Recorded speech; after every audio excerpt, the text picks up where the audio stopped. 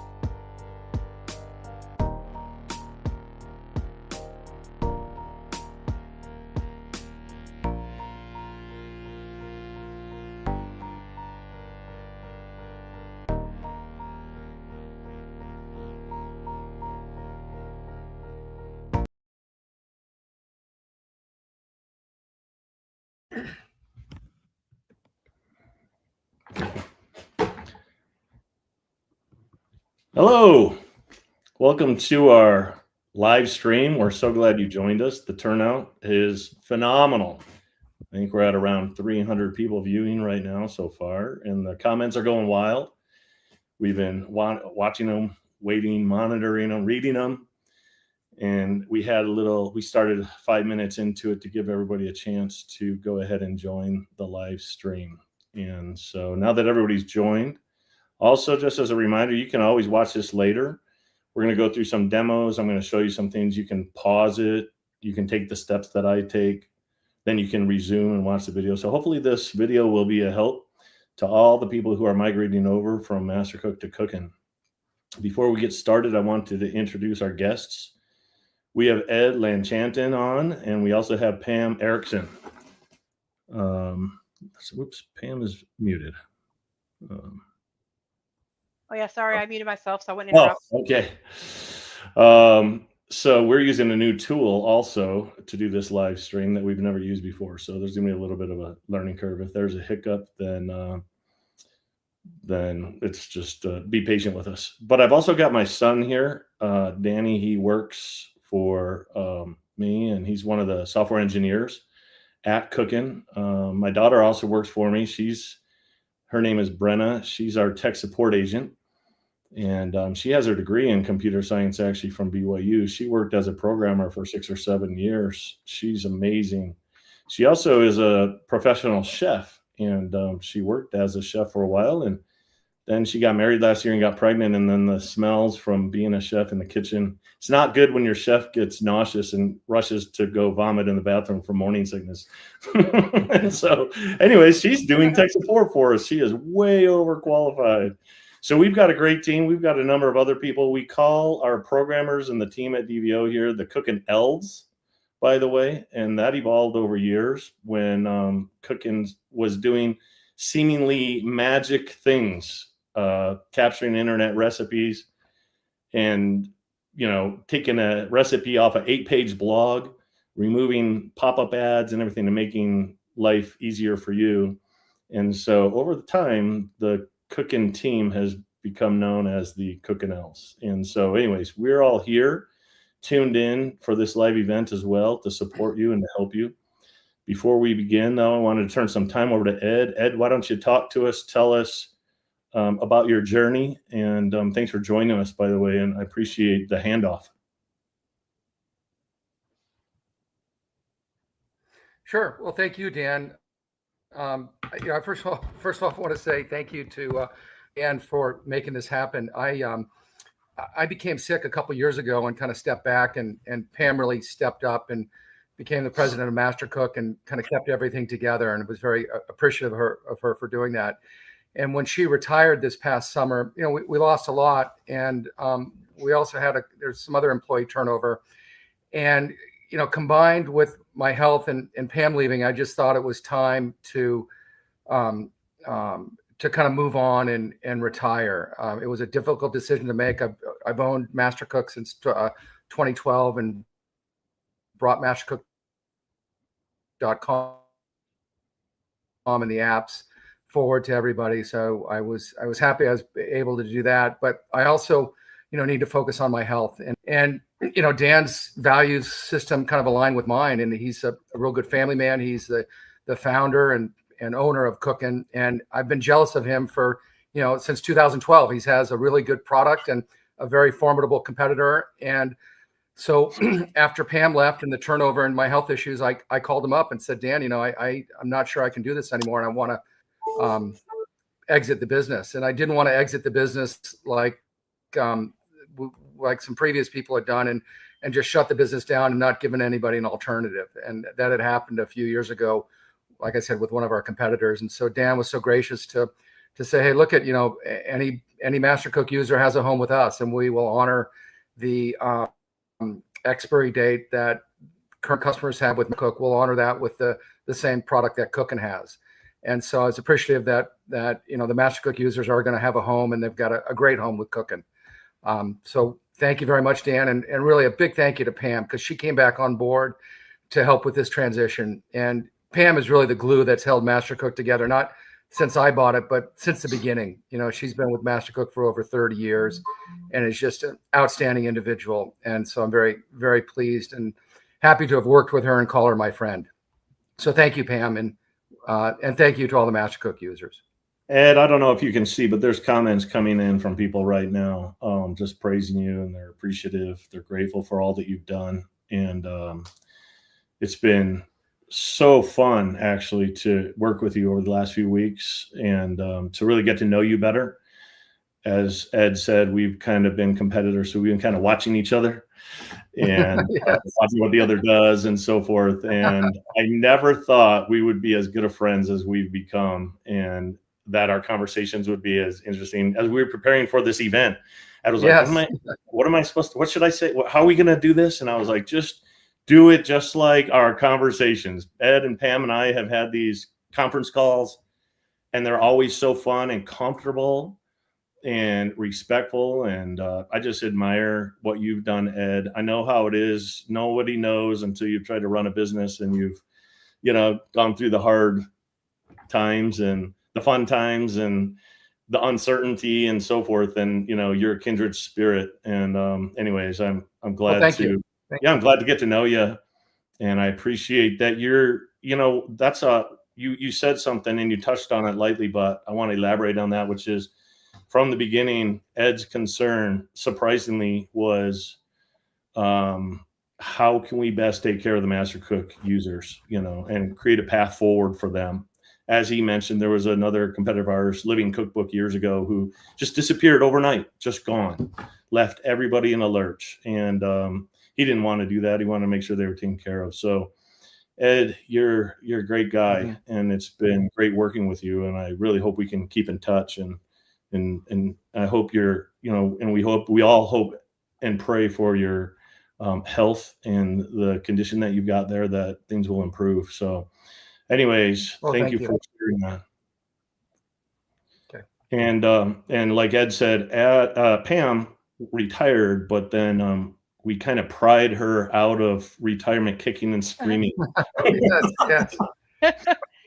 Tell us, Pam, about your journey a little bit. Yes, you are right. A few weeks ago, I got a call from Ed.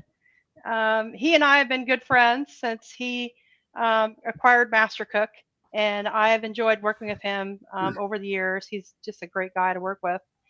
And my husband had retired, and I decided, I should probably just retire too, so we can go, do things together, go visit our kids in a different state and go camping more and stuff. And so I told Ed, I know you got this new development team on board and kind of running things and working on the new MasterCook AI product.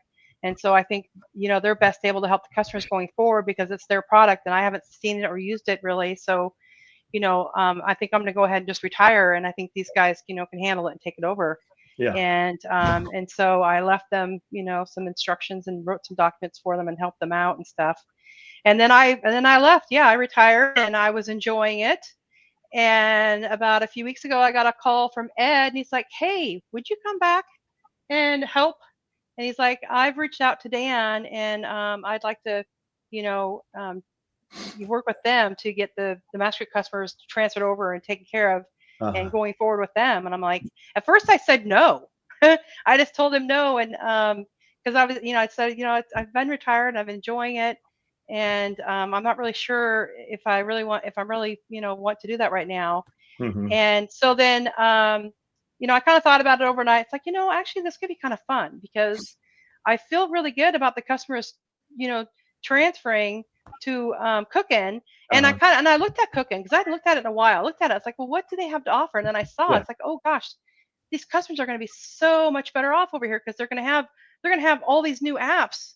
And, all these features they've been using at MasterCook.com, they're going to have them in Cookin. And they all work really well. And so I called Ed up the next day and said, "Hey, you know what? I rethought about this. And yeah, I actually would like to come back and help you guys. And, let's get on a call with Dan and three of us talk about this and see how this will look, for me." And so then Dan's like, "Yeah, I would really like to have you, Pam, come on board and help us with this." And so he's like, if you want to do that, I'm offering you, a position to help do, continue helping the customers as you've been doing with MasterCook. And I Hmm. said, yes, I would love that. And I've been enjoying it because, there are things that customers have struggled with MasterCook in the past, as Ed knows. And it's been nice to see that, these features that these customers have been using are working really well in Cookin. And a lot of them have emailed me and said, hey, I had no idea that Cookin could do these things because I've never even looked at it before. And they're like, I'm really impressed with the tools that they have and the features that they have that I've been using at MasterCook, and they work so well. And so it's been really enjoyable, working with this transition with Ed and Dan both. And I said I've had a couple conversations with each of them, and then we've had several group conference calls, and it's been great. I've really enjoyed Yeah, it. well, Pam, you've been working. You may have spent more time with my engineers than you spent with me, actually. Yes, yes, yes. And Dan told me, hey, reach out to my engineers. Here's their contact information. And so, yeah, I text them, I call them, they'll call me, they'll text me, we'll send emails, and it's just been wonderful. Sometimes they get me up to speed on what you guys are working on. So, anyways, yeah, they are great to work with, and I've always enjoyed working with developers because I like to understand how things work, and they like to understand how something is working. That if I have some feedback for them, and so they've been great. They've had questions for me, helping them with this transition as well, because they suddenly got mastercook.com and all these features. And so, yeah, we've had some great calls, we've had some great conversations. yeah, we have. Pam, you've been instrumental in this transition. We couldn't have done it without you. You're so knowledgeable and so caring about the MasterCook customers. And that's why Pam has actually been, really, to tell you the truth, she's been kind of driving this. She tells me, add this to the FAQ page. Put this in here for clarification on this page. Do this on the MasterCook homepage. I think we should do this. I think we should do that. So she's been really driving this. And you've done such a great job. And we're so grateful that you came back out of retirement to help us out. I know there's been a lot of comments here about people who appreciate you and your help, and what a vital part you've been in their families' lives, helping them with the MasterCook software all these years, and then now helping them with this transition. So we sure appreciate you. Thank you for joining us. By the way, if you're wondering, she's not doing video because apparently she lives kind of out in the boonies. That's why she's so down to earth and such a good person, because she lives out and she takes care of her horses from time to time, and her internet she has a slow connection. And so she was concerned that if she did the video part, it might mess up, the audio or the presentation. So she's just going with a still screenshot there. But we can hear you loud and clear, Pam. And again, we're grateful that you joined us. So what we wanted to do is do a little kind of brief introduction. I'm going to spend a little more time introducing myself. I talked about our team a little bit, but thank you for that, Pam. And Ed, and you guys have just been great. And so far, the transition, all things considered, we did in a matter of weeks what a normal corporation would have taken 6 or 8 months to do, from start to finish. And it's just been because you guys have been so great and so helpful, and MasterCook users have been super patient and helpful and giving us feedback. We take that feedback. This kind of is the culture for DVO, for Cookin. We listen to our customers, and that kind of drives implementation. So we love to get feedback from you. We love to listen to you, and then we'll go and we'll post updates to Cookin, and we'll make improvements, and we'll make enhancements, and so forth. Obviously, bandwidth is limited. We can do stuff, but there are limitations to how quickly we can implement things and so forth. We have a systems and processes to make sure that everything is tested and approved before it's released and so forth. So anyways, so what we're going to do, I'll introduce myself a little bit in a minute here. And then what we're going to do is go through the steps that a typical MasterCook user would go through in order to migrate over to Cookin. And we'll show you how easy it is.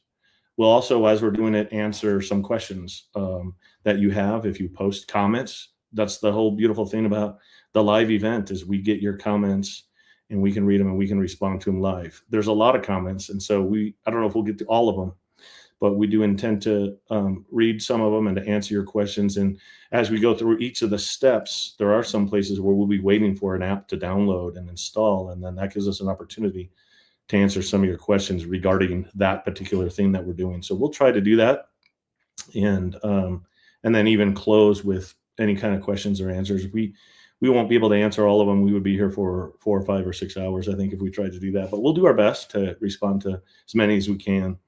So why don't you go full screen on me, Danny? Danny's reading the comments, and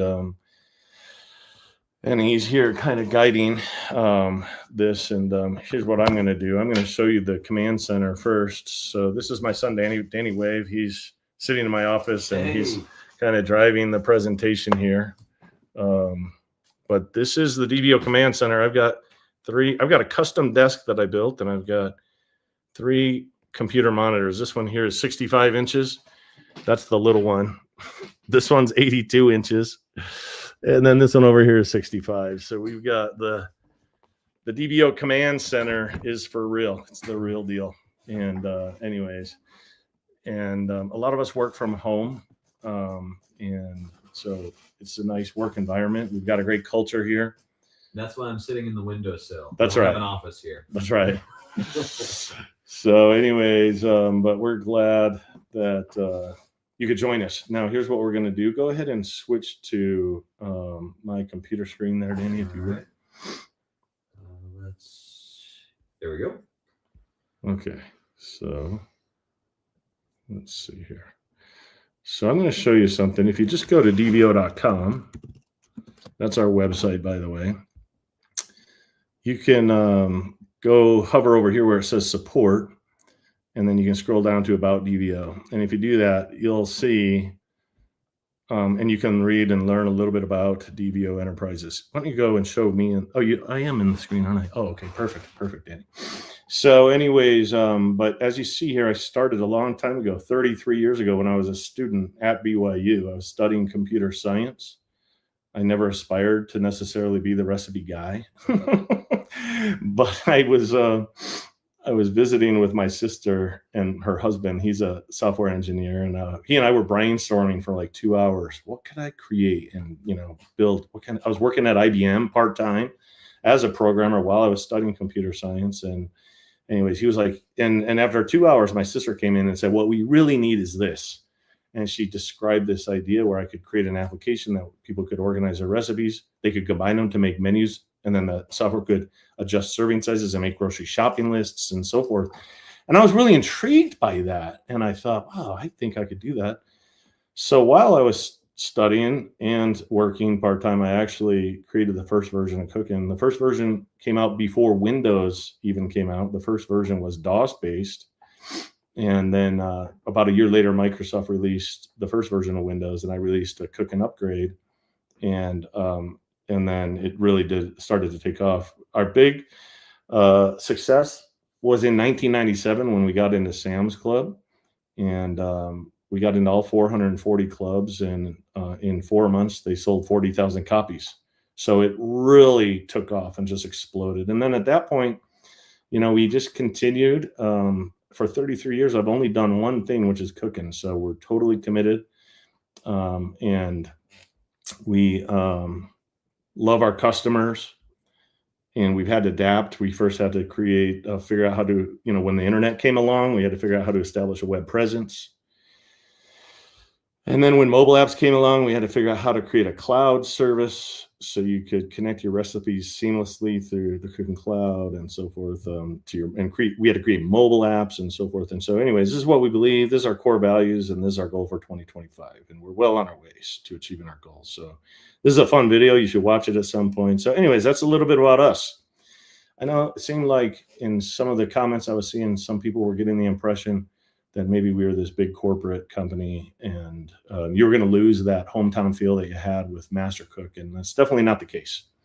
And we do our best to support you. We love you, and we want to make mealtime magical for you.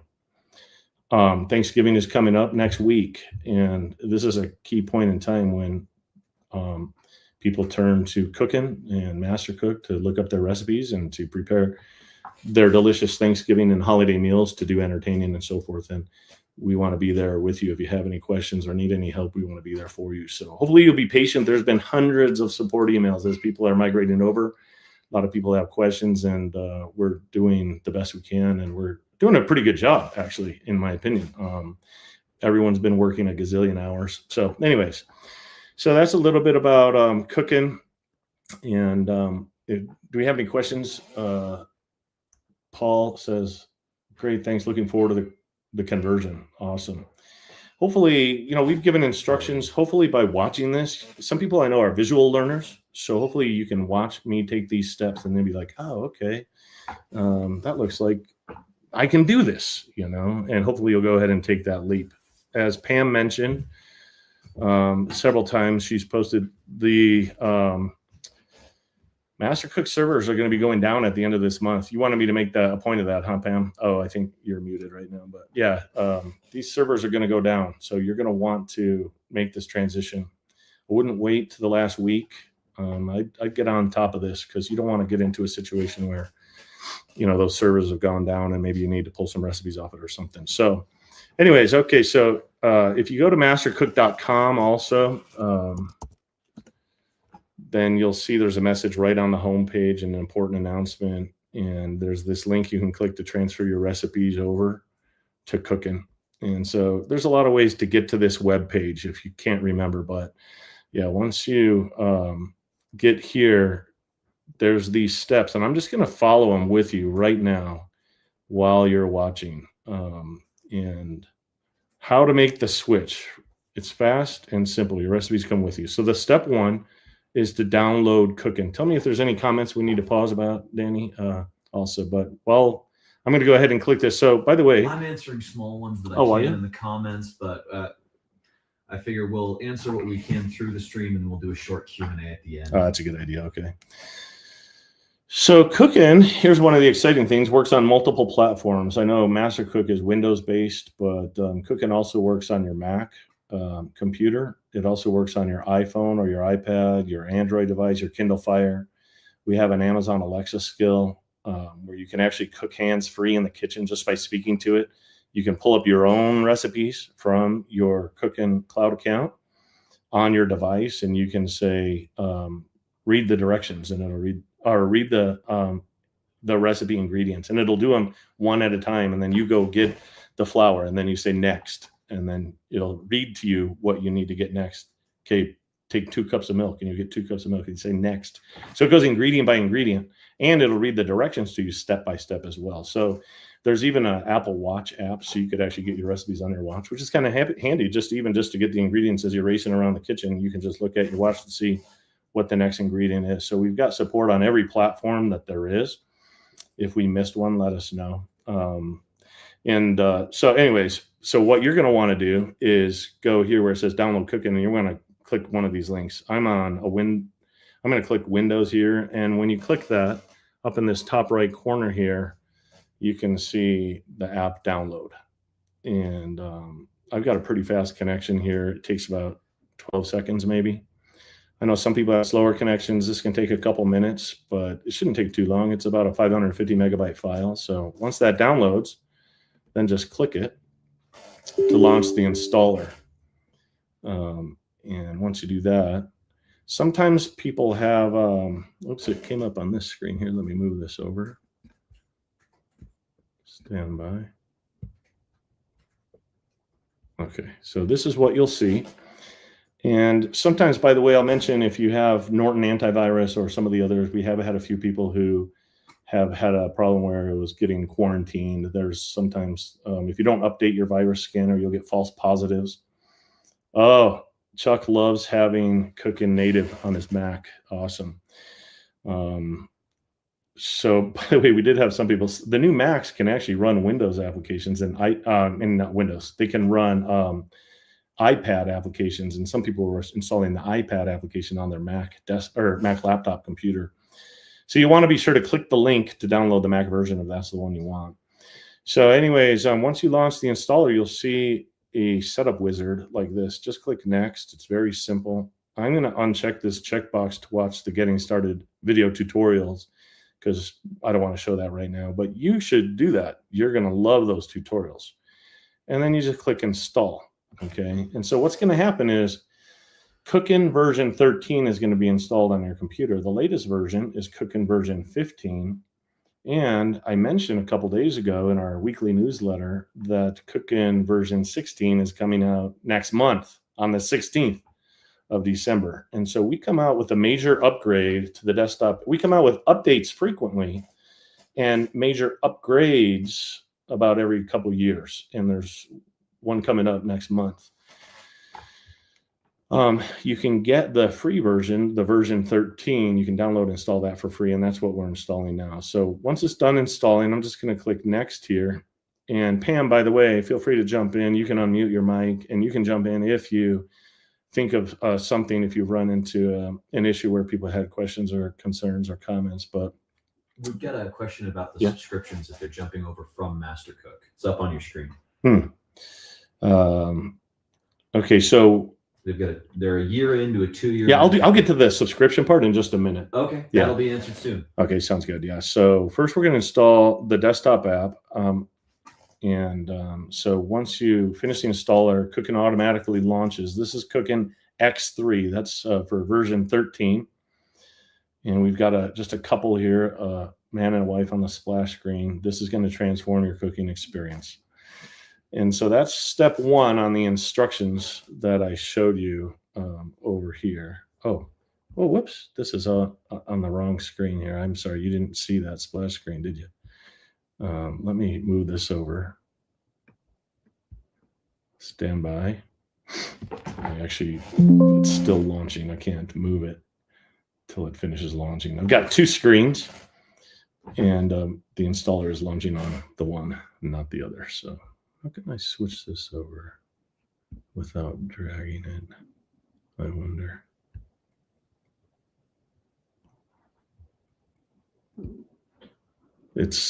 What I see here is that it's launching.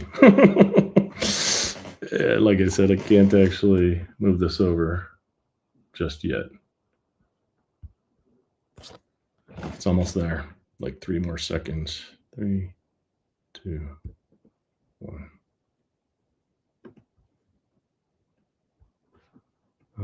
Maybe 4 more seconds.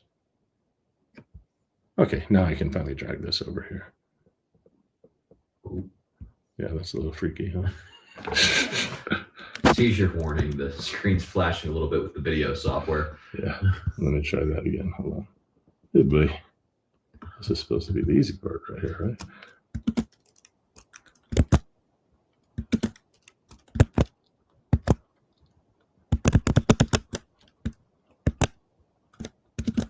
We got a question about Living Cookbook plugin.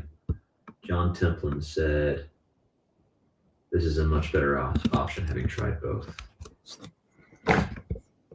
Having tried both, do we have a Living Cookbook? A Living Cookbook importer? Yeah, we do actually. Yeah. So stand by here. I think what I need to do is, actually that worked.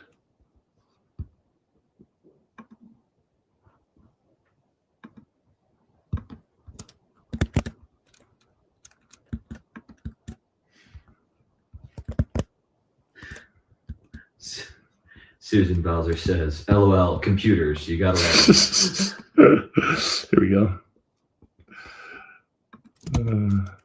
Well, I didn't have this prepared. Like sometimes when I do a presentation, I'll have every I dotted, and every T crossed, everything, so the presentation goes 100% smooth. But literally, I wanted this to be like the exact experience that you're going to have, and it's smooth. It's just that it's just a stupid like screen issue, and then it was flashing, and it wasn't. I think I need to resize it to a smaller size. Oh no, it's just the same size here. Let's see. Maybe I could drag this bottom right corner. So you're going to see this message come up, create a Cooking Cloud account, and you're definitely going to want to click yes there. But for now, I'm going to click later because I want to just resize the screen so you can see it. Okay. Stand by. Oh boy. There we go. Now we're cooking with gas. Okay. Whew. Can you see it, Danny? Okay. Yep. All right, I'm gonna. Hey, there it is. Yeah. Yeah. Okay, so when you launch Cooking, this is what you're gonna see. Okay. And that you're also going to see that one dialogue that's going to come up, and it's going to say, do you have a Cooking Cloud account already, or would you like to create one? And you're going to click, yeah, I want to create one. And so you're going to enter your name here, your email address. You want to use the same email address that you used when you signed up for your MasterCook subscription. If you signed up for a MasterCook service, MasterCook.com or MasterCook AI, use the same email address you used when you subscribed there, okay? And I'm going to just go 123123 for the password because it can be super simple, and I want to keep it really simple here. So, okay, while we wait for your Cooking Cloud account to be created, how did you hear about Cooking? MasterCook. I switched from MasterCook right there. Okay, now it's going to upload my recipes to the Cooking Cloud. And this will take all my recipe data and push it up to the cloud. It's a one-time event. It could take a couple of minutes depending on how many recipes you have in your database. So I'm going to go, cool. And now Cooking is going to upload all my recipes. Cooking comes with one cookbook. It's got about 130 recipes you can see right here. And so it's going to take those with all the food photos. And you can see this is the little sync icon up on the top on the toolbar here. And it's animated. It's spinning. It's moving, which means it's syncing. Okay. Now, your cloud account has already been created. Right now, it's just uploading the recipes, so we don't even have to wait for this. I'm going to go back to this screen here. So we downloaded Cooking. That was step one. Step two is we created a Cooking Cloud account. It's free to do it. Okay. Step three is to migrate your paid membership. Okay. So if you currently have an active MasterCook.com or MasterCook subscription, you can just click this link to transfer your membership over to Cooking. There is a $10 transfer fee for administrative reasons and so forth that we transfer. And so you can do that and keep all your benefits without interruption. If you're not a paid MasterCook subscriber already, that's no problem. You can sign up for a membership. And we've never actually given coupon codes before.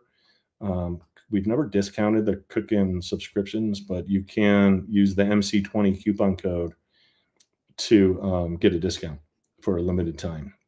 But now I'm going to show how to transfer your membership because that's what we're focusing on now. So I'm just going to click this link here, okay? And it takes me to this page. And I'm going to enter my email address. Oops. +581@gmail.com. And I'm going to put in my 123 password. And I'm going to click login. Okay, so now when I do that, you can see here, welcome to Cooking. We've got you covered. As a MasterCook subscriber, you're entitled to the same benefits, blah, blah, blah, blah, blah. Okay, and now you just put in your credit card in order to pay that $10 fee. So I'm going to do that right now. I actually got like a gift credit card. And I'm going to use that one. It's got like $10 on it.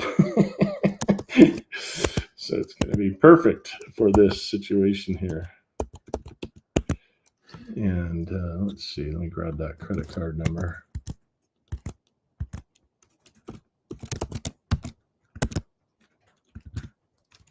And then on the right there, you can see the month 07 27 562 8404. Okay, so you just fill out this form here, super easy, and then you can click the process payment, the green process payment button on the bottom right there. There's a note here, by the way, only click it one time. If you click it more than once, there have been people who clicked it twice. They didn't think it was doing anything. And then next thing you know, they were charged twice. So just click it one time and wait for it. And it's going to transfer your subscription, okay? And it says here, your MasterCook subscription has been successfully transferred. So your next step is to transfer your recipes to Cooking and start enjoying all that Cooking has to offer. Okay, so this is how you transfer your recipes. Number one is upgrade Cooking. Okay, so when you get Cooking version 13, in order to import your MasterCook recipes, you actually have to pay $10 to buy this MasterCook import plugin. But if you have the latest version of Cooking, you get that plugin for free. Okay, so to get the latest version of Cooking, I know MasterCook used to sell upgrades. A lot of other software companies did, and some still do. With Cooking, the upgrades are free, all major upgrades, to those who are annual subscribers or to those who have been subscribed for 5 months or more, 5 consecutive months. So since I just transferred my membership over from MasterCook to Cooking, I now qualify to receive the latest version of Cooking for free. So in order to upgrade, okay, what I need to do, it says here, close Cooking, then reopen it right here. So I'm going to do that right now. So I'm going to go to Cooking, and it's done syncing. It finished uploading my recipe data. It's still, Cooking has the ability to import your recipes from Pinterest. Would you like to do this now?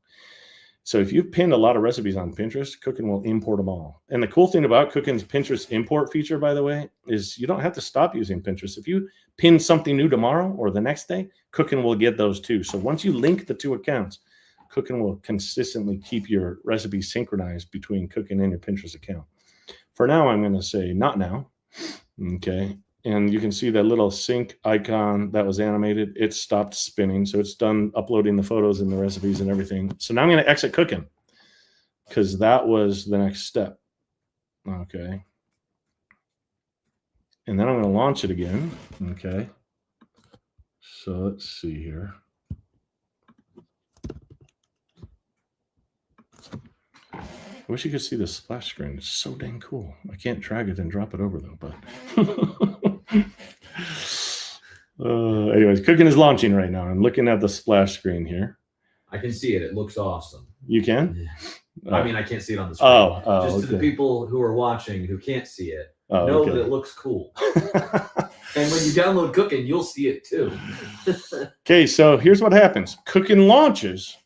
And right when it launches, it checks my membership status and it says, wait a second, this guy has an annual membership. He qualifies to receive the Cooking version 15 upgrade. So watch on the toolbar. Do you see my mouse on the right in the center of the screen? There's not a button there, right? But what happens is in the background, okay, Cooking does this in the background. It's downloading the latest version. And now, did you see this new icon appear here? There's an update icon that appears here. And this is what will happen on your computer too. Like I said, I have a pretty fast connection. So in your case, you might have to just wait. We got quite a few emails from people, by the way. They were like, mine isn't updating. How do I update? We're like, just launch Cooking and just wait. Okay, it'll work. So what you can do is click that icon. And you can see right here, I have version 13.9.8. Okay, but version 13 is the major number there, right? And it says, hey, a new version of Cooking is available. So update now. So when I do that, Cooking's going to exit. And it's going to launch. And what I see here, which you can't see, is this Cooking version 14 splash screen. So it went from version 13 already to version 14. And in a second here, it's going to come up and you'll see Cooking version 14. Hopefully it'll appear on the other screen. And I think this is where some customers are getting hung up. Yeah. They're not, for me, helping people in support and MasterCook, they haven't waited for this to update to happen. So then they're like, well, I can't import yet. And so what I've been having them do is restart the app, and then it usually just automatically updates itself. Yeah, it is. I mean, to people who own Cooking and have used it for years, it's awesome the way that it auto updates in the background. But for new users, you can't see anything happening, right? And so it is a little confusing. People are like, wait, mine's not updating. No, it is. It's updating in the background. And I'll show you how to double check that too. But basically, Cooking has this auto update feature, and it'll do it for you automatically in the background. So this is Cooking version 14 now. The color scheme changed a little, you can tell. In fact, there's another dialogue when you launch Cooking version 14. It also, when it launches, it says, wait, is there an update available? And it says there is. So then it begins downloading it automatically. So it's now downloading this. And by the way, what Pam just said is sometimes people will transfer their membership and then they'll launch Cooking version 13. And then they'll say, wait, it says that in order to import my MasterCook recipes, I have to buy this plugin for $10. And we're like, no, you don't have to. If you already transfer your membership from MasterCook to Cooking, you get that for free. You just need to give it a minute so it can update itself, right? So the Cooking self-update completed successfully, and now it's going to restart. So I'm going to click OK. And now Cooking is installing Cooking version 15. This one is a platform upgrade, and so it does this funky thing with this black DOS screen. It's replacing files, it's upgrading. And now I'm looking, by the way, at Cooking version 15 here, the splash screen for that, which is sick looking. It's cool. Anyways, and where recipes and friends come together. Version 15 was a huge step forward with social sharing features, some gamification features with scoreboards, leaderboards. It was awesome. It is awesome. Version 16 is going to blow your mind when you see it. But anyway, so okay, version 15 is still launching. It's migrating the database from the old format to the new, and so forth. So now it's working and it's launching. So yeah, like I say, that's kind of a place where people are getting hung up, is figuring out how to get Cooking to upgrade to the latest version. And some people were using the wrong email, so my membership. I mean, if you went through that screen that I just went through and it said we're going to charge you $10, you know you're on the right track. Right? So, okay, so Cooking it's launching version 15 now, which is the latest version. The color scheme is going to change in just 1 second here. It's doing multiple things at once. So just give it a minute. This is very helpful to see this. Yeah, is it, Pam? Yeah, a lot of people are visual learners, and trying to explain what they should see is difficult to do. So now I'll just send them to this video. Yeah, they can watch this. You can, like I say, fast forward through the intro if you want to get to this part, and then just follow along with me. This is what I told Pam we wanted to do. Was I thought it's not going to be like super fast, and it won't be like this pristine presentation. We might have some hiccups like we had when we were just trying to figure out the screen swapping thing.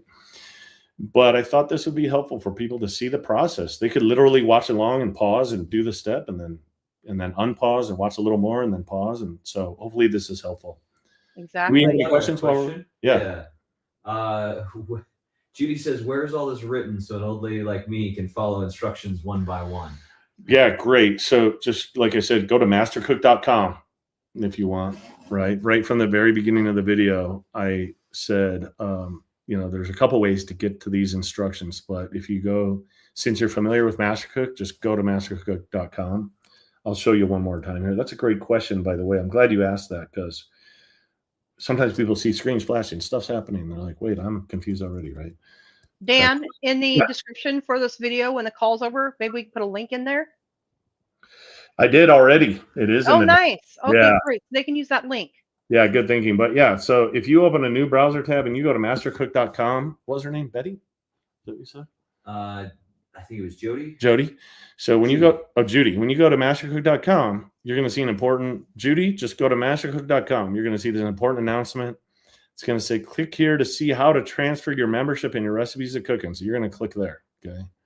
And then you're going to see this explanation, Cooking to the rescue, why Cooking. You're going to just scroll down, and then here, try Cooking today. You're going to click there, and you're going to see more instructions about some of it's similar, why Cooking. Then you're going to finally get to this part, how to make the switch. Just follow these step-by-step instructions right here. Okay. First, I just downloaded Cooking for Windows. I created my cloud account, and then I migrated and transferred my membership from MasterCook to Cooking. And I should have showed, I meant to do that, but the mastercook.com subscribers, so in Cooking, we have a basic, a standard, and a premium membership plan. And we have monthly and annual subscription options. And the mastercook.com subscribers get standard annual member benefits in Cooking. The MasterCook AI subscribers get premium member benefits in Cooking. So you're going to transfer your membership over to Cooking, which I just did. And then when you're done transferring your membership, it takes you to this new webpage, which shows these instructions, how to transfer your MasterCook recipes. And the first step is to upgrade Cooking, okay, which is what we just did. We got a question on, will my cookbooks be transferred as cookbooks? Oh, that's a great question. That's what we're going to do next. So first is to close Cooking to get the latest version, to upgrade it, close Cooking, and then launch it again, because it's when the app launches that it checks to see if you qualify for the upgrade, right?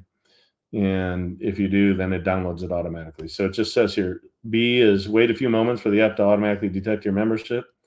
Once the update is complete, you can go to help and about. I'll show you that. So if you go to help and about, it shows you now here, you can see that I have cooking version 15. Okay. And so now I know I'm upgraded to the latest version.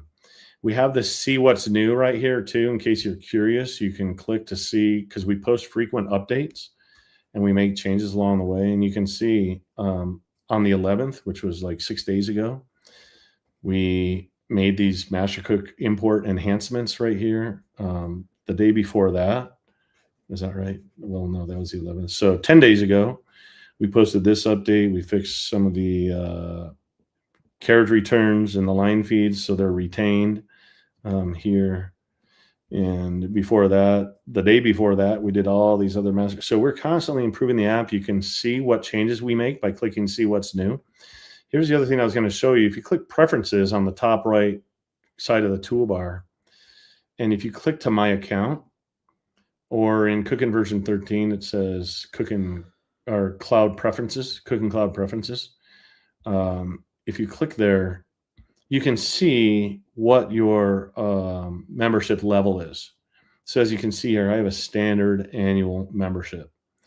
And if yours if cooking doesn't seem to be upgrading to the cooking version 15 for you, click the preferences button and click, like I say, once I say my account, it'll see cooking cloud preferences. Click there and you'll see what your current membership status is. And if it doesn't say that you have a standard annual or a premium annual membership, then you're not going to get the upgrade. But if it says, and that could be because you logged in with a wrong email address, or there could be a number of reasons. But as long as it says standard annual or premium annual here, then you're going to get the latest version of Cooking for free. And in fact, when Cooking version 16 comes out next month, you're going to get that for free the minute it's released. Okay. But as long as it says that, then Cooking will update to the latest version automatically. And this is what you'll see. You'll have this cookbook that's created, that comes with Cooking with the Ultimate Cooking Cookbook with 130 recipes. It says the total number of recipes right here. And then we auto-generate a cookbook for you with a number of chapters. And this one has no recipes because this is like my personal cookbook. This is where you can put in your own personal recipes. Cookbooks in Cooking and recipes are organized by cookbook and chapter, just like your printed cookbook. If you get a cookbook off the shelf and you open it up, what are you going to see? You're going to see a table of contents. You're going to see chapter listings. And when you go to a chapter, you're going to see recipes, right? That's how recipes are organized in Cooking. It's a little bit of a different paradigm shift than MasterCook. And I'll explain that in a minute, but that is the next step. So we upgraded to the latest version of Cooking, which was the step 1 here, right? To see this upgrade to Cooking. And I showed you how to do that. And then the next step is to launch the MasterCook desktop app and export your recipes in the MZ2 format to your file system. Or if you don't have the MasterCook app, like some people on Mac have been, using the mastercook.com website, you can go log into your MasterCook online account and you can export your recipes from there. But basically, what you're going to do is export your MasterCook recipes, export them, your cookbooks from MasterCook so that you can then import them into Cooking. So we're on step 2 here. Launch the MasterCook desktop app and export your recipes. So let's do that next. You can click these links if you want. This will show you how to export your recipes from MasterCook if you're not sure. And so Pam has done a good job here of updating the support page, but basically this is the step we're going to follow. Maybe I will leave it here so we can see the screen. So these are the instructions on how to do that if you're not sure. But let's take that step now. So I'm going to launch the MasterCook software. Okay, I already have it launched. And so I'm home here. I'm going to click Cookbooks. And this is where you're going to want to export your recipes. So I'm going to click this cookbook, and I'm going to, is that right, Pam? Yep. Yeah, just double click on it to open it. Okay. So I'm going to open and then you can use Control A to select all those recipes. Oh, okay. Yeah. Interesting. Or I know there's do I have to do that? Or You have can to I select all the recipes first. There's a command gotcha. in the edit menu, or you can use Control plus I'm glad you're here. Okay, so I press Control A to select all the recipes in this cookbook, right? Yep. And then you can select export from the file menu. Okay, so I'm going to go File. I'm going to choose Export. In mail, yep. Mail, yep. And now I'm going to Well, first you need to go to the folder tab. Yep. folder. Okay, I'm Yep, going to export these to a folder on my file system. And in this case, I'm going to export them to, let's see here. I'll export them to the downloads folder. And I'm going to choose the MC14 format with images. That's the MZ2 format, right? That's already selected, so I'm going to leave that there. And I'm going to choose single file. This is an important point. Pam mentioned some people were doing multiple files. You do not want to do multiple files.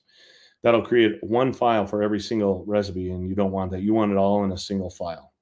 And then I'm going to name this file. So what was that name of that cookbook? That was my Fun Family Recipes cookbook. So I'll call it Fun Family Recipes. Yeah, do you have a... I think we've got a question that's coming up a couple of times in the chat. It's for people who don't have MasterCook cloud services. If they've just got their recipes local, can they still transfer them over to Cooking? Yeah, that's for sure. You're going to want to launch the MasterCook desktop app, which is what I did right now. So you don't have to have the MasterCook subscription or access to the MasterCook.com website or anything. You can do it all locally. So you're going to launch your MasterCook software on your local machine like I just did. And you're going to select your cookbook.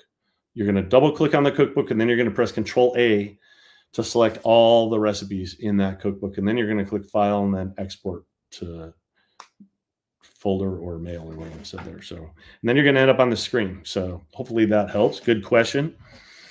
Yeah, we've had that one quite a few times. Yeah. We've got people, can I do it locally? We've got one is, do we only have 2 weeks to do this? You know, whatever else. Well, that's a great question too. I'm glad you asked that. So you can do this at any point in time. If you have your recipes locally, you could wait 6 months and do it then.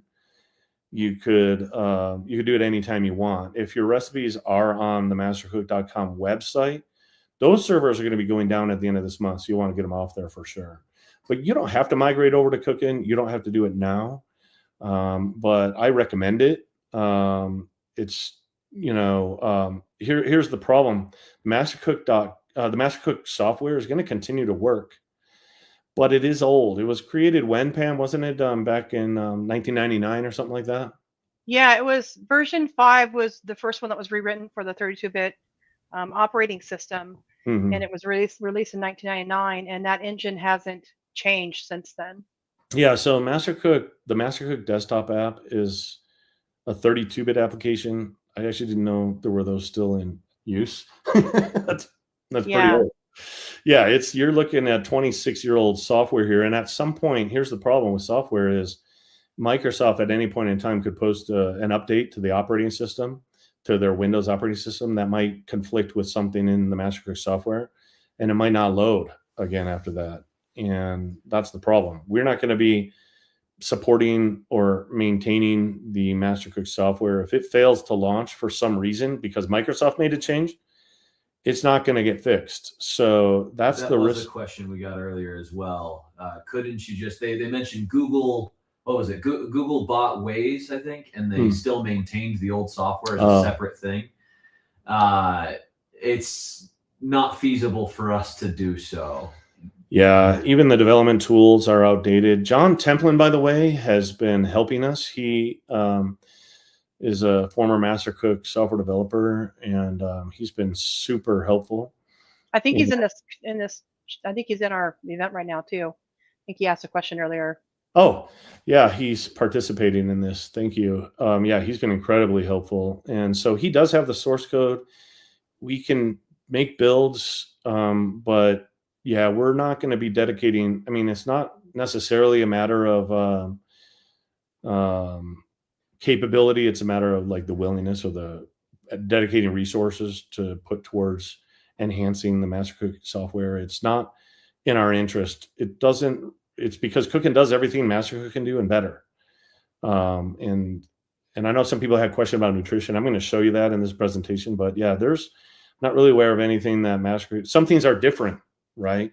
And there will be some changes and some enhancements we'll make to Cooking, and some improvements and some things that you're going to like, that will be a little more consistent with what you're familiar with MasterCook. But yeah, for the for the most part, we're not going to be enhancing or maintaining or supporting even the master. If you email in 4 months and you're like, I have a question about my MasterCook software, we're not going to help you. We're not going to be supporting that. So it's assuming we knew how to help you. Yeah. But it's being deprecated. And so you can keep using it. No one's stopping you. You can keep using the MasterCook, but just know that at some point in time, and who knows when that will be, it might keep working for years, but it might not. So it's unknown. Even cooking will work, and then suddenly Apple will post an update, and our Apple stopped working. I mean, we have developer accounts, so we get heads up when their releases come out. We always test the application, the apps. We have a lot of platforms to test on too. And so whenever Apple comes out with a new operating system, or iOS or Android or Windows, we have to test cooking in advance, make sure everything works. And a lot of times stuff breaks. So they're constantly, these operating system companies are constantly making changes, and they're breaking stuff. And then we have to, make changes so the software still works on it. So that could happen at any point in time. Hopefully that answered your question about that. So once you've taken these steps here and you've named your file, right, then you click done, or you click export. Export. Yeah, export. Okay. Looks like Ed's hopping back on. Okay. So you click export, and then MasterCook basically exports your cookbook or all of the recipes in your cookbook to your file system. Okay, it's right now exporting recipe 1 of 64. And now it's done. Okay, MasterCook exported 64 recipes.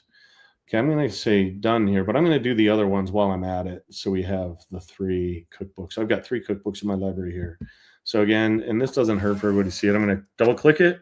I'm going to press Control A to select them all. I'm going to click File, Export, and Mail.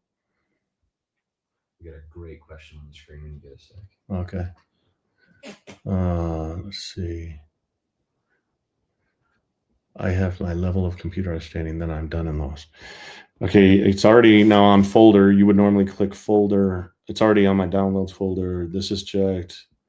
And now I'm going to... Hey, Dan, just make sure you click on that downloads folder, because sometimes when it pops up, it doesn't select it. So I'd recommend at least clicking it just to make sure it's selected. Good. There you go. So you're going to make the selection of which folder you want to export this to. Yes. And this is my cookbook, I think. I'll name it my cookbook. And then I'm going to click export. Okay. And now it's exporting 183 recipes. So you're exporting all of your MasterCook recipes to your file system.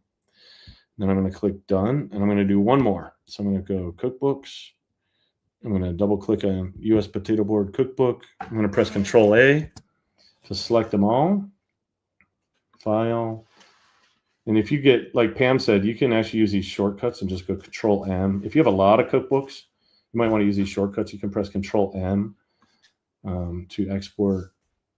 M is for move to file system. That's what I just decided. So I'm going to select downloads, and then I'm going to make sure this is selected. Bada bing, bada boom.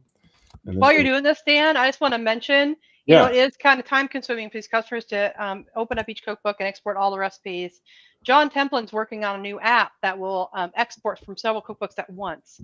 So if you're like me and you have, literally thousands of cookbooks, you don't have to do this 1,000 times. Oh man, I'm so glad you brought that up, Pam. Yeah, John is amazing, by the way. I've only got to know him since we began this transition, and he's fantastic. And there are some people who have hundreds of cookbooks. Is that true, Pam? Yeah, I have like 5,000. Oh my gosh. I've been swapping cookbooks with other users since the 1990s. I literally have more than 5,000 cookbooks. Yeah. And so I told John, there's no way this would work. And he's like, oh, hey, I think I can create a handy app for that. And I'm like, oh, that'd be great. That's awesome. Hey, Dan. What's that, Ed? Go ahead, Ed. Yeah, this is Ed. I forgot to mention John Templin. John Templin has been an outstanding partner with MasterCook. He's really helped us out with the Windows product. And I've known John for about 7 years now, and he's worked for us on and off. And he's just an outstanding individual to be involved in MasterCook. And I'm glad to hear that you've used him in the past too. So a big shout out to John for all the help he's done with the MasterCook community. Thank you, John. Yeah, John's fantastic. I'm hoping we can get him on the cooking team. He is top notch. I've worked with a lot of engineers. I have my degree in computer science. Like I said, I'm intimately involved in the software development side of cooking. And my experience with John has been fantastic so far. So yeah, he created this app. He's going to offer that for sale for like $10. I think it's going to be it's going to be the best $10 you ever spent, especially if you have a lot of cookbooks. It's going to save you time. And I haven't played with it yet. Oh, there's John. Did you add a comment? Oh, thanks, Ed. He said, okay. So anyways, but I know Pam was playing with this tool that he created, and it's working like phenomenally well. He wasn't sure if he was going to have it ready in time for us to announce in this live event, but I know that he did finish it, I believe. He's still running it through the ringer, testing it with all kinds of different scenarios and different cookbooks and configurations and so forth. From what I've seen, it's working perfectly. So I think I ran a bunch. I ran 100 of cookbooks through it, and it's worked very well. Right. Because he passed along to me so I could try it out and help him a little bit test it. And yeah, it's great. Pam has the recipe history of all mankind. That's hilarious. So yeah, John's tool, he said it'll be available in is it the Windows App Store, I think, this Friday. So it's not there yet. Microsoft Store. What's that? The Microsoft Store? No, sorry. Yeah, the Microsoft App Store. Yep. And it's going to be there. I think he's hoping for this Friday. So if you have hundreds of cookbooks and you don't want to do them one by one, I mean, I just did 3 and it wasn't too bad. But if you have a lot of them, you may want to look for that tool that John's creating. John, if you could give us if you have he said, okay, John just said the app has been sent to the Microsoft for certification. It should be in the Microsoft Store hopefully this week. So yeah, it's just now we're just waiting for Microsoft to approve that. So for $10, you can download that app and then you can export all your cookbooks in one fell swoop. So you can do it manually one by one like I just did. So I'm going to finish this here. So I just named my cookbook. I'm going to click export. Now it's doing 199 recipes. It's exporting. And I'm going to click OK here. And then I'm going to click done. So now at this point, I can actually, I'm just going to for now minimize this. And I'm going to go back to these steps. So step 2, we were on, said launch the MasterCook desktop app and export your recipes in the MZ2 format, right? We just did that. Or you can export them from the website, from an online account, right? It's preferable to do it from the app if you have the choice between the two. Do it from the desktop app. It's better and quicker, I believe, too. Step 3 then is launch the Cookin' desktop app and click File, Import, MasterCook, and select the files that we just exported in step 1, okay? Actually, that was in step 2. Anyways, okay, so I'm going to go launch Cookin'. It's already launched and running.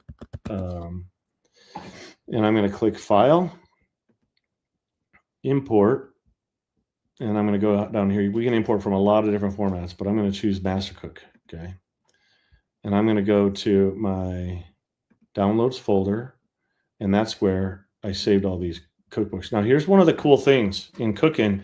You can actually click the first one and then hold down the Shift key and click the last one to select multiple files at once. And that's the nice thing. When you're importing these recipes into Cookin', you can import all of the files in one fell swoop, right? So export them one by one, export them using John's tool if you have a lot of them. But when you import them into Cookin', Shift click to import them all. And then once you selected them, just click Open. And now Cookin' is going to import each of these cookbooks one by one. So it's going to convert them to the DVO format, and it's going to migrate them over. While we're waiting for it to do this, I'm going to explain one thing. In MasterCook, recipes are organized in cookbooks and categories, right? So a recipe in MasterCook could live in a cookbook, not even in a category. This is my understanding. You can correct me if I'm wrong, Pam. But it could also, a recipe can be assigned to one category or multiple categories, okay? Now, Cookin' doesn't Cookin', like I said, recipes are organized in cookbooks and chapters. So you can't have one recipe that's going to live in multiple chapters. So chapters are not the same as categories. Cookin' does have categories, but it's organized a little differently. So I'm going to show you how that works. So what Cookin' does is when you import MasterCook file, it's going to create a cookbook in Cookin in what we call the Cookin bookshelf. In the top left corner, you can see here where it says Cookin bookshelf. And inside there is your cookbook library, and that's where you're going to find your recipes. So you can see they're actually populating right now. So the name, okay, it says the recipes and menus have been imported successfully. And so you can see here that the name of the cookbook is named based on whatever the file name was. So I named each of these files. I gave them these names: My Cookbook, Fun Family Recipes, and U.S. Potato Board Cookbook. So that's what the cookbook name is in Cookin. And when I click on one of these, like My Cookbook, then I see one category there. Let's see if there's more. Oh, each of these has one category. So these recipes weren't organized they weren't organized into categories, apparently. Pam, is that correct? I'm not sure. You should have saw categories when you imported them. I'm not sure if they go to the MasterCook screen real quick. Oh, okay. Hold on here. I want to look at something real quick. Okay. Along the left, it says filter recipes by. Yeah. And then underneath that says sort recipes by. Underneath that categories button, click sort recipes by category. Oh, okay. Yeah. Okay, so somehow when you imported these recipes into MasterCook, it lost the categories along the way. Oh, okay. But okay. if you had imported the MZ2 files I sent to you, they would import with their categories. When you import recipes into MasterCook, if you go to the file menu in MasterCook, okay, and select import. Okay. Someone had this problem, so I want to show it to you. Okay, good. Someone had this problem. I had this problem, Pam. It was me. There was another user. Oh, okay.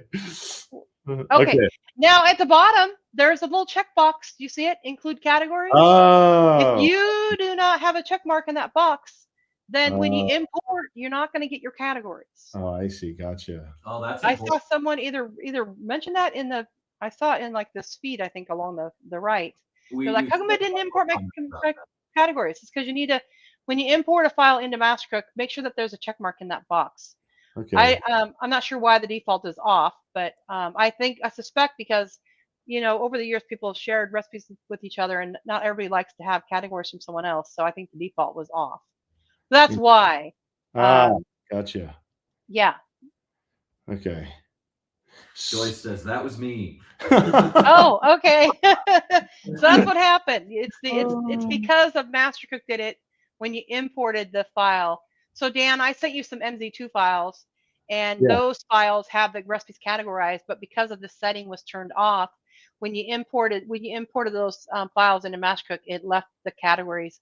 It ignored the categories. I see. Gotcha. So that's what happened. Sorry. Okay, yeah, no problem. So yeah, I didn't realize that. So Pam sent me some of these files, and I imported them, but I didn't click that checkbox there. So that's why these recipes that were imported into Cookin were not imported in any categories. So what you could do, Dan, is import one of those cookbooks I sent to you. Yeah. Just import one of those into Cookin, and then you can show them. Okay, I'm just trying to find them. I can't remember where I put them. Hold on one second here. Let me see if I can find them. Oh, I know. Stand by here. Hold on one second. I think it's worthwhile to do so people could see here. Yeah, because because people will wonder why their categories didn't come across, and if they like imported the MZ2 files from like their online account, this is what's going to happen to them unless they added a check mark to that box. It's not going to import. Oh, so when you're exporting from the website, you might. Yeah. Oh, gotcha. Yeah, if you go to the website, you can click on a download link next to one of your online cookbooks, and it actually downloads it as an MZ2 file already. So you can import that just directly into Cookin. But let's say you want to import it into MasterCook first, so that you can, combine some recipes and organize your cookbook. That way, you just need to make sure that check mark is in that import box before you import your recipes. Okay, so here's the import. So I'll do this kit approved one. Yeah. Okay, so stand by here.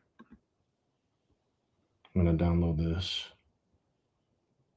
And yep, there it is. Okay, and then import that one into Cookin, and then you'll see. Okay, so first I'm going to import it into MasterCook, you said, right? First. No, well, yeah, you can do that. Yep. Make sure that Oh, box is changed. But it's an MZ2 file, so you can just import that right into Cookin. oh, okay. So What I did was MasterCook.com has some free cookbooks. And so I downloaded a few of those free cookbooks and sent them to Dan. yeah. That's what those MZ2 files are that I sent to him. Okay, so I'm going to go File, Import, and then I'm going to choose MasterCook.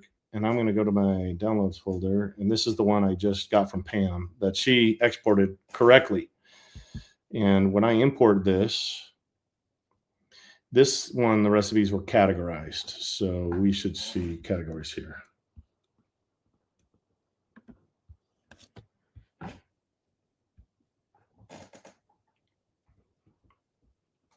Here it goes. Look at that. One by one, it's doing all these recipes. Like, what is it, 199 recipes, something like that. Boom, boom, boom, boom, boom. You can see them all going in. Oh, there it is. Yep. Now, success. Okay, so here are the kit-approved recipes. And when I expand this cookbook, here's there you go. All the different chapters. So, yeah, whatever. If your recipe in MasterCook was organized into a category, right, then that recipe is going to appear in Cookin in a chapter with the same name as the category. Okay. So this kit approved cookbook has all the recipes, and each recipe is assigned to only one category. And so that's why they import this way into Cookin. So they import real nicely because each one of these recipes is assigned to a single category. Mm-hmm. So Dan, can you kind of tell customers what to expect if they import some recipes that are assigned to multiple categories? Yeah. So because in MasterCook, like Pam said, you can assign a recipe to more than one category. And if you do that, the recipe will appear in Cookin in a chapter with the name of the first category it was assigned to, and the other categories that the recipe may have been assigned to will appear in this categories section in Cookin. So you can look here and see that there's categories with these recipes in them. And so in Cookin, we have a category system. And the unique thing about it is the categories are not limited to a cookbook. So if you have a desserts category, you may find recipes from some recipes from many of your different cookbooks. And so it's kind of like, if you think of it, it's like a cookbook that you might pull off the shelf, right? You're going to have a table of contents in the beginning with chapters, and a particular recipe is going to appear in one chapter only. It's not going to appear more than one, right? But if you turn to the back of the book and you have an index, you might have a section called desserts in the index, and it might say, go to page 57 to see this banana nut bread recipe, right? And you might have another section called holiday favorites in your index, and it might say, go to page 57 to see this banana nut bread recipe, right? And so the categories in Cookin work the same way. You can have a recipe. In fact, let me open one of them. I'll show you. This is kind of nice because in MasterCook, if you had hundreds of cookbooks and you wanted to see all the bread recipes across all the cookbooks, you have to perform an expanded search in the MasterCook Windows program to search for that category across all your cookbooks. Where it's nice within Cookin, you just select it because it's a global category across all your cookbooks, and you can see all those recipes. Yeah, so the recipes in Cookin appear like this. This is what we call the View tab, where it's kind of decorative. It's sexy looking. You can change the themes. This is the notebook or notepad theme. This tab right here is the Edit Recipe tab. And this is where if you want to make changes to this recipe, you can go and edit it. These sections are collapsible. You can watch the videos to see how this works. If you just want to see the directions, you want more screen real estate, you can expand and collapse these sections. But this tab here says categorize recipes. And if you tap or click on that, it'll show you which categories this recipe is listed in. And this fat-free honey berry milkshake might appear in beverage, but it might also appear in desserts. You can say, no, this is also a dessert recipe. So you can assign a recipe to multiple categories in Cookin, and then it will appear in multiple places. And and then there's a save button down here. Let's see here. The screen resolution I have set really high so that it's easy to see the whole screen here, but oh, there it is. Save. So I'm not used to this screen being so big and janky like this, especially with my 3 monitors. The 82-inch one has lots of screen real estate. So now this one recipe is lives in 2 different categories. So if I go down to my desserts category, then I'll see this one. What was it? Berry something. Oh, I forgot what it was. You can click back here and go back. It's just like your web browser. There's a back and forward button. Fat-free honeyberry milkshake. So okay, if I go back to my category, fat-free honeyberry milkshake, and that was also in a different category too. I put it in beverages. So if I go to the beverages category, and by the way, this brings me up to another point. See, it's kind of hard to find these because they're not alphabetized. In cooking, if you click on the category name here, and then click to the edit tab, there's an alphabetized button right here you can click. This will sort all the items in here alphabetically. And so now you can see if I want to find the beverage category, it's easy to find because it's alphabetized. And you can do that with the rest. What's that? You can do the same thing with cookbook too, right? Yeah, you can. Yeah. Sometimes you want the chapters in a particular order, but not alphabetically. But other times you might want it alphabetical. Exactly. Sometimes you'll have a chapter called preface, which you don't want it to be alphabetized, right? You want it to be at the very front of the book, So in cooking, you can choose how you want your recipes organized and your cookbooks and everything. So you can alphabetize them, and you can, let me see something here real quick. Hold on. Is this off the screen? Oh, it is. No wonder I couldn't see it.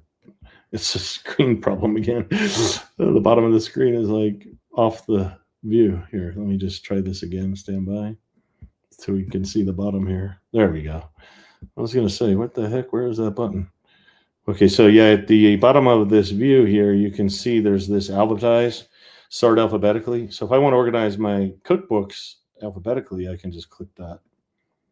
And now they're all alphabetized. And if you want to organize the chapters in a cookbook, you can do that too. There's an alphabetize button here, but you may not want to. You may want to. And if you do alphabetize them, you can change them later. Just drag them and drop them. You can move recipes from one cookbook to another, or from one chapter to another. Like, let's say you did this and you're like, wait, oh no, all my things are all in one chapter, right? You can just go up here and say, click the new chapter button, and say, I want to create a new chapter called side dishes. Let's just say, and you can click save. And now in your US Potato Board cookbook, you've got a new chapter called side dishes. And let's say I want to move some of these recipes over. You can click on them. You can click on one, and again, you can shift click to select multiple recipes. And then you can just drag them and drop them. So I'm going to move these ones over to side dishes. And bada bing, now Cooking just moved them over. Yeah, So someone just asked if you can move recipes from one cookbook to another. yeah, you can. You can drag them and drop them. You can shift click, and then you can just Can you combine cookbooks and cooking? yeah, you can choose copy. You can duplicate recipes. You can do all kinds of things. Export Okay, good. them. So, anyways, but yeah, if you wanted to combine cookbooks, I mean, you would probably select this one and then select. I wonder if can you go Control A? Oh no, that's on there. So in this case, you would shift click here. So you click on the first one, scroll down to the bottom, shift click here. Oh man, I can't hold the shift key down. Like I say, this is like not my normal computer that I use, and I'm like a little bit of a handicap here trying to do this, but let's see here. Okay, so you shift click, you can I selected almost all of them here, and then you can drag them and drop them on a different cookbook or a different chapter and so forth to move them if you wanted to. Okay. Does it move them or does it copy them? If you drag and drop, it moves them. Okay. But if you right click and choose copy, right, then you can right click on something else and you can choose paste. Like, oh, that's really handy, because in MasterCook you can't move anything. You always have to copy and paste. Then you have to go back and remember what you copied and pasted and delete it. So it's nice that there is a way to move recipes. Yeah. That's yeah. great. So I could drag and I could drop I could right click and choose paste. Chuck says, OMG, I was dragging and dropping from the wrong window. I get it now. You can ignore my support call. All right. We got you, Chuck. Yeah, so you can, I'm trying to do this here. Like I said, I'm like using this little, instead of using my mouse, I'm using this little touchpad thing. But you can right click and you can choose copy. And then you can go up to where you want them to go, and you can right click and choose paste. And Cooking will copy them and paste them. If you want to move them instead, you can do the same thing. But this time, oh my gosh, I can't like do this. Okay, you can just select them all, and then you can drag them and drop them. And in that case, it moves them. See, they're gone from here. And when I go to salads, then you'll see them there. So that's how you can kind of move recipes around once you get them in there. You can recategorize them if you want to. You can create new cookbooks and chapters and, you know, rearrange them. But moving them around and cooking is really easy. And, you know, and that's the key really at this point is people want to get their recipes from MasterCook, get them into cooking, you know. And now I'm going to show you a couple more things in cooking. If anybody has any more questions about that, they can, by the way, this is kind of fun. When cooking, you can, you've got these tabs here. This is a really modern user interface, by the way. And you can open up a recipe. This is fun, I think. I'll just show you. So you can open up a recipe here. Let's say you're making this Alaskan seafood pizza, but you want to have a condiment to go with it. And so what you can do is you can right click on, let's see here. Well, let's just say you want these apple cinnamon bars. You can right click here and you could say open a new tab. And so now I've got two recipes open here, right? This Alaskan seafood pizza and this apple cinnamon bars. You can also click this button on the toolbar here that says new tab to open up a new tab. Maybe I'll open up a dessert apple popcorn brittle. So I've got three recipes open. I'm going to go to the view tab on each of them. Oh, by the way, I'll show you this real quick. I'm like ADD right here. You can change the appearance or the theme. If you click options and then change theme, you can choose a plain theme like this, for example, and then it changes the way that your recipes appear in cooking. There's several to choose from. And there's a paper, for example. It looks like more like a paper. And so I'll choose a couple different themes here. Let me, just for fun, it'll make it really neat. So what's another one? Side by side. That's kind of a fun one. Dan, someone had asked earlier in the chat. Yeah. If there's a way to create your own themes or if you can edit these themes. There is. It's not official. But here, I'll show you. Actually, this will be fun. If you go to File, Themes, you can actually export a theme to your file system. And then you can actually, if you're savvy enough, if you know a little bit of HTML, you can tweak that. And then once you're done tweaking it, you can go File Capture. And then select that folder. You would rename the folder name, and then you would go File Capture, and it'll import and capture that theme, and you'll have your own custom one. So you can play with that, but we haven't really documented that. So you'll have to just do a little bit of trial and error, and it's not simple. I mean, you got to know a little bit of HTML. Yeah, it's right. Totally doable. But just, yeah, the people the capability is there. Yeah. Okay, that's cool. Someone asked about exporting to Word. Yeah, you can export a Word. So I'll give you an example. Well, here, let me finish this thought, and then I'll show you that. That's a great question. So, okay, I got three recipes open here right now, right? And each of them has a different theme. So if you wanted, let's say you were cooking dinner, if you had a really big display, you can click on the tab and drag it and drop it. And you can see two recipes on the screen at the same time. You can actually minimize these little views on the left here.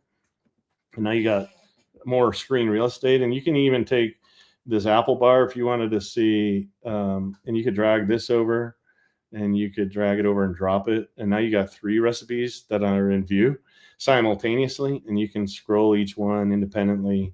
So you're like, yeah, show me the ingredients here, and show me for the Alaskan pizza, show me these ingredients here. And so you can scroll down. So anyways, yeah, it's a really powerful user interface.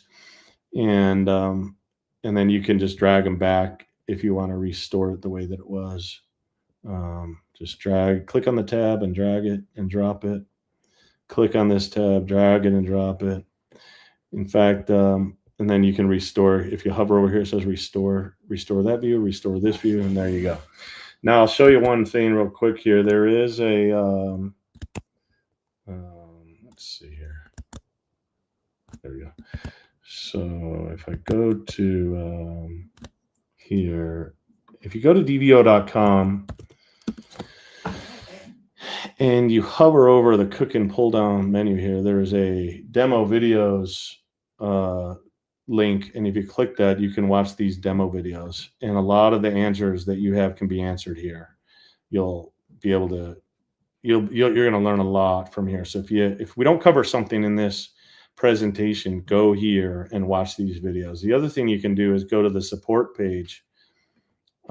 Just go up to dvo.com and go click where it says support. And these are answers to commonly asked questions, frequently asked questions, right? And if you need to reach support, you can click here, contact support. By the way, we have a really fun culture we've created. And I'll tell you what happened, Pam. You're going to appreciate this. At one point in time, I had to do tech support. We were in between tech support agents. This was like 10 or 12 years ago. And my wife was helping me too. And we were surprised at how angry some people were. And we realized that they felt like if they were angry, that their answer would be, their email would be answered quicker, you know, and somehow people got it in their mind. So if you see here, it says, please describe your problem or ask a question. Remember to be nice because we love nice customers. And mean people get answered last and some don't get answered at all. So we added that. And then you know what happened? It became a niceness contest. And it was a whole change in the dynamic. Because I was like, I can't feel good about hiring someone and having them do this job if they're going to be browbeat and berated. You know what I mean? Yeah. Over and over again. Yeah. That's not right. Yeah. And so we made this change. And we have an awesome culture. And over the years, it's really been kind of contagious. And so anyways, you can email your question to support. Just fill out this form and remember, be nice. In fact, we do. We answer the nicest ones first.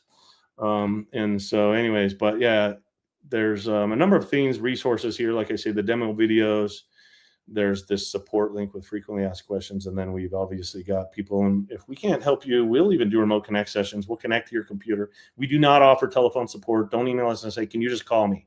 We don't do it. But we will connect to your computer. We'll do a remote connect session. We'll connect to your computer. We'll help you.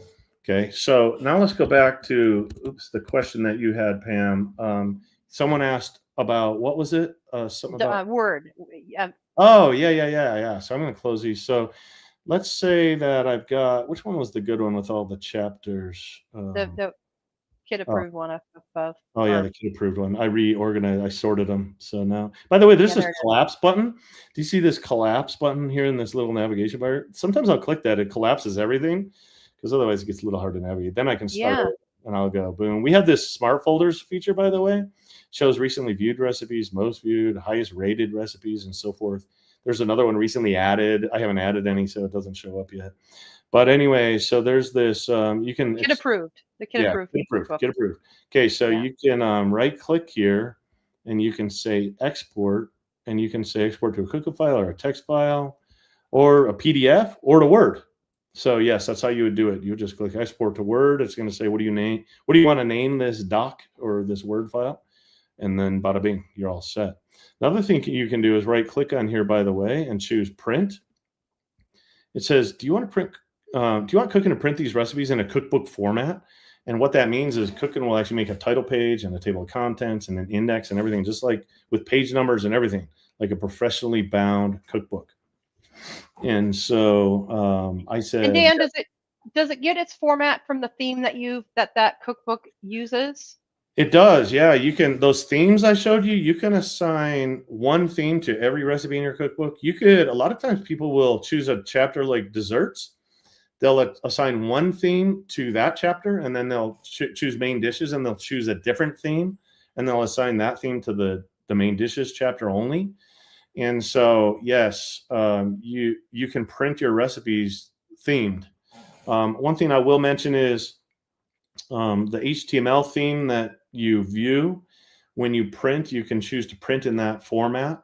and it'll print exactly like it appears in Cookin. But when you do the cookbook printing format, the theme changes slightly because we can't print like HTML to a cookbook, if that makes any sense. But yeah, so as you can see here, now we haven't added a photo. Normally you would add a photo to the cover of your book, but you can click right here to go to the next page. Page 2 is blank because it always is in a cookbook. That's the back cover.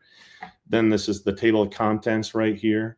And you can see all the different chapters. And then as I continue to click next page, next page, next page, then you can see the recipes. And you can choose a different theme. This is that notepad theme, but you can choose anything you want. You can totally customize. If you click the settings button here, you can say include the recipe names in the table of contents when you generate it. You can print with the theme attributes, or you can just print simple text. You can decide whether you want the print the images or not, or whether you want the ingredients in 2-column. You can totally customize how you want this to look. You can change the font and so forth. So Cookin's going to do all that for you. And so you have some customization features. It's going to make an index in the back of the book as well. I'll show you that in just one second here. There's zoom buttons here. If it's hard to see, you can zoom in or zoom out. So Dan, if you click on that settings button and you don't see the print screen, you told me the other day it's because it could be behind the program, and I found that to be true. So if you guys click on that settings button and you don't see it come up, just minimize Cookin and it'll probably be behind it. Yeah, it's like here, I'll show you. You can zoom out so you can see the whole page here. But yeah, it's not the settings dialog. That one always comes up because that's it's not that one. Okay. Yeah, it's when you click print over here on the right. When you click print, okay. Sometimes nothing will seem to happen. And people are like, wait, I'm clicking print, but it won't print. Like, what's going on here, right? Well, it's just a bug in Windows, really. It's the print dialog is appearing because we hand off the print job to Windows. We say print this, right? That's what Cookin does. Print this. And then now we have no control. It goes to Windows, and sometimes that print dialog appears, not all the time, but sometimes it appears behind Cookin, and then it seems like nothing is happening. If you minimize Cookin, you'll see it there. Or if you just click print a second time, then it'll usually show up. But here's the index in the back of the book. As I was saying, I'll zoom in a little so you can see this, but this is where it's going to organize things alphabetically for you, just like in a real actual cookbook. So it makes it a professional looking cookbook. And then here's what's cool. When you click print here, you can save this to a PDF, by the way. You can attach it to an email, send it to your local copy shop, and they can print it for you, and you can have them bind it.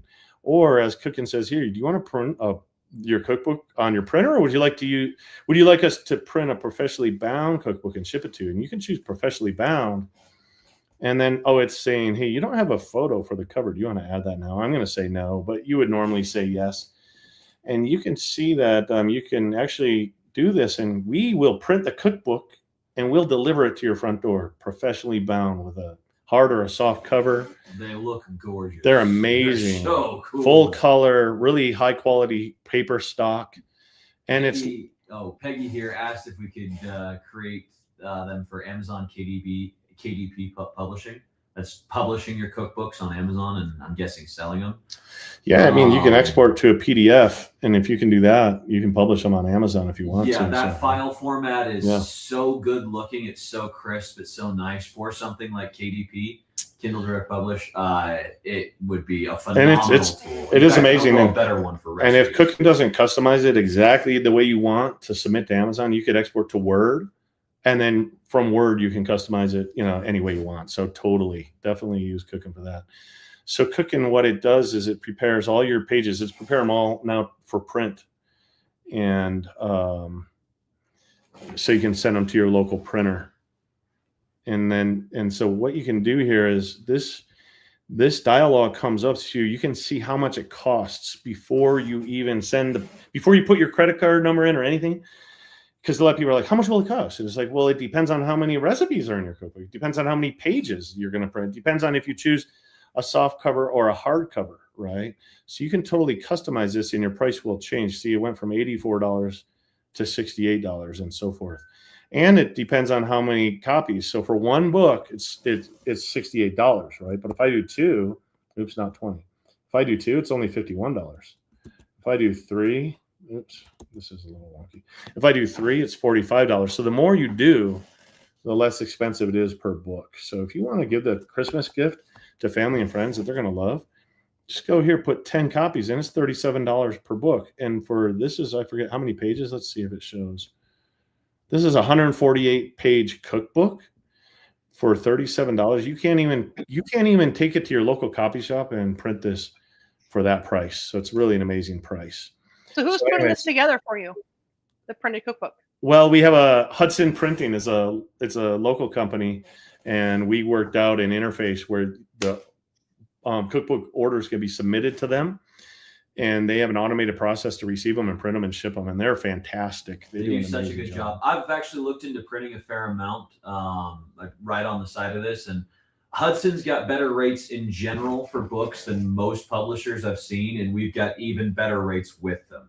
So you could go that's nice. Book, but like it's going to be better and cheaper through Cookin'. It's going to be better quality and cheaper than most anywhere else you could get it. We got like a sweetheart deal with them. Now we're starting to go long here, so there's two more things that I have to show you. We cannot miss this, and you're not going to want to miss this. If you're tuned in, you do not want to tune out just yet. Okay, so first one is this. Okay, you're going to want to. This is for new users. I'm going through the process that I would go through if I were you. Okay, we installed Cookin'. We created a cloud account. We migrated the membership from MasterCook over to Cookin', right? And then we exported the recipes from MasterCook and imported them into Cookin'. That's where we're at, right, in the process. We got a little sidetrack, moving recipes, copying recipes, printing cookbooks, so forth, right? Changing themes. There is so much to do in Cookin' that is so fun. We haven't even scratched the surface. There's my friends here. You could invite people to become your Cookin' friends, and then you can share recipes. There's an importing feature here, Snippet. You can import scanned recipes, and you can import recipes from your clipboard or from a web page. There's so much you can do, and there's no way we're going to be able to cover everything Cookin' can do. Okay, but there's something very important I need to show you. You're going to want to, for a new user, you want to click Preferences here on the toolbar. Okay, and on the Cookin' Preferences tab, which is the first one at the top here, you're going to want to click this link here where it says Capture Plugin Info. Okay. And this is going to take you to this webpage. It's going to tell you how to install the Cookin' Capture plugin. You have to do this. You're going to want to do this. You're going to love doing this. Okay. So I'm using Google Chrome for my web browser. So I'm going to follow this instructions here. I'm just going to click this link to go to the Chrome Web Store. Oh, man, I already have it installed. I'm going to remove it. So I guess so you can reinstall. Yeah, and I'm going to add it again. Okay, so I'm going to click Add to Chrome. Okay, Add Extension, and now it's going to install this extension up here. Cookin' Recipe Capture plugin has been added to Chrome. Excellent. Now it disappeared. Did you see that? And this is why it's important for you to see this. What you're going to do is click this little, like every browser has this, whether it's Microsoft, Firefox, it doesn't matter. It's going to have this little extensions icon. You're going to click that. And then you're going to click the little pin icon here, right, to pin it to your toolbar. And now once you do that, then you're going to see the Cookin' Recipe Capture plugin appear here, the little strawberry. That's our logo. So the first time you use it, you're going to click it, and you're going to click Log In. And I'm going to put in my account that I just created, which is Daniel Leoaks plus 582 or 1. I think it was 581 at gmail.com. Okay. And my password 123. You saw me create my cloud account in the beginning, right? And I'm going to click login. And now it says success. Okay. No. Okay. So success. You are now signed into the Cookin' Capture plugin. Please close this tab. So I'm going to close it. Now when I'm in Cookin', okay. And I'm on the home page here. By the way, you're going to see recently made recipes. These are recipes that Cookin' users have made, and they post them. And I'll show you how to do it. Let's say I make this barbecue chicken pasta recipe, and I love it, right? Up here, you see this little whisk icon? That's the I made this icon. And if you make a recipe, you can click that, and then you can add a comment. You can shoot a photo of the recipe and add it, and then you can post it. And when you do that, your recipes that you made will appear here for everyone to see on this recently made capture, or recently made ticker, we call it. And you can sort these by, you can see only the ones that your friends made if you want. You can sort these by what's trending or what's most liked. So this is a really cool way to see it. There's recipes that have been captured just now. By the way, MasterCook users are going absolutely nuts with this. I've never seen it move this fast before. Holy crap, that's Yeah. the capture trigger? Yeah. Every time someone captures the internet recipe, it shows up here. And we had like 17,000 captures in one day a few days ago because MasterCook users are just loving this. You guys feature. are insane. I mean, Welcome to cooking. look at the names. You can see each of the names is different here. So anyways. We're so happy to have you guys. This is awesome. Oh, I know. It's like, it's awesome.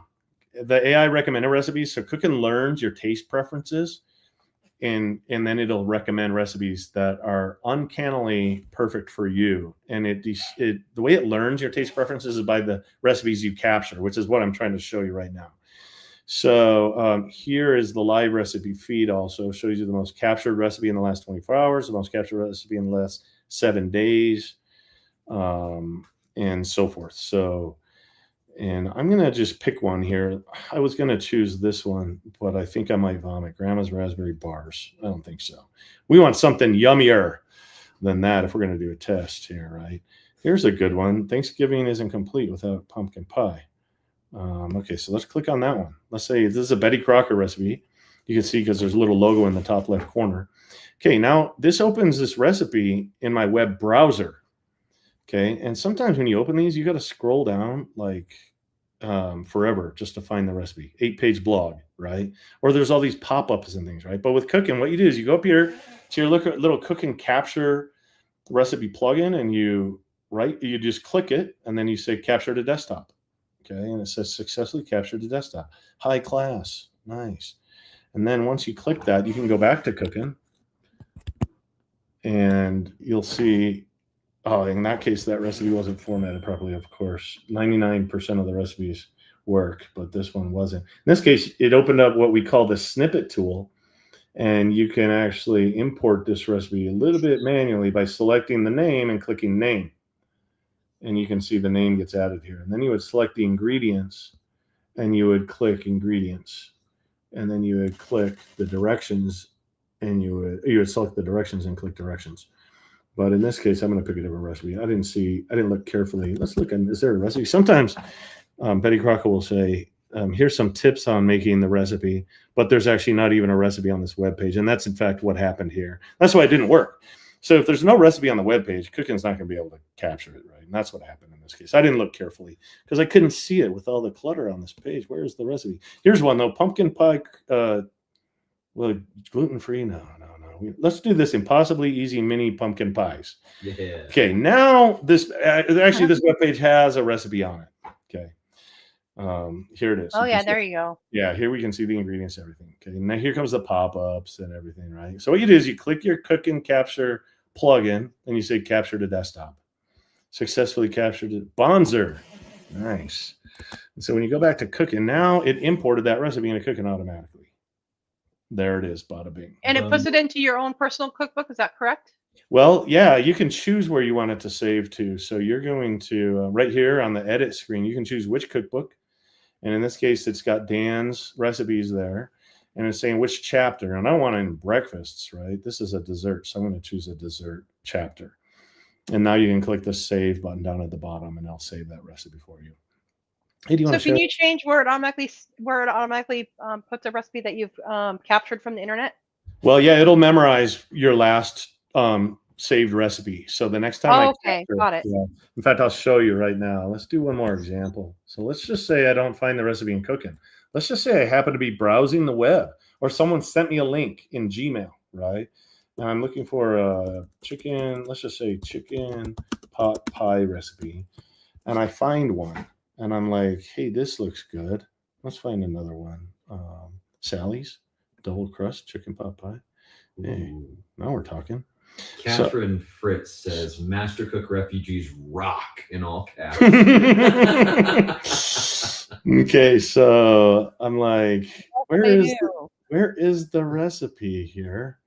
I can't even find it, but you know what? It doesn't matter. I'm just going to click the Cooking Capture plugin, and I'm going to click Capture to Desktop.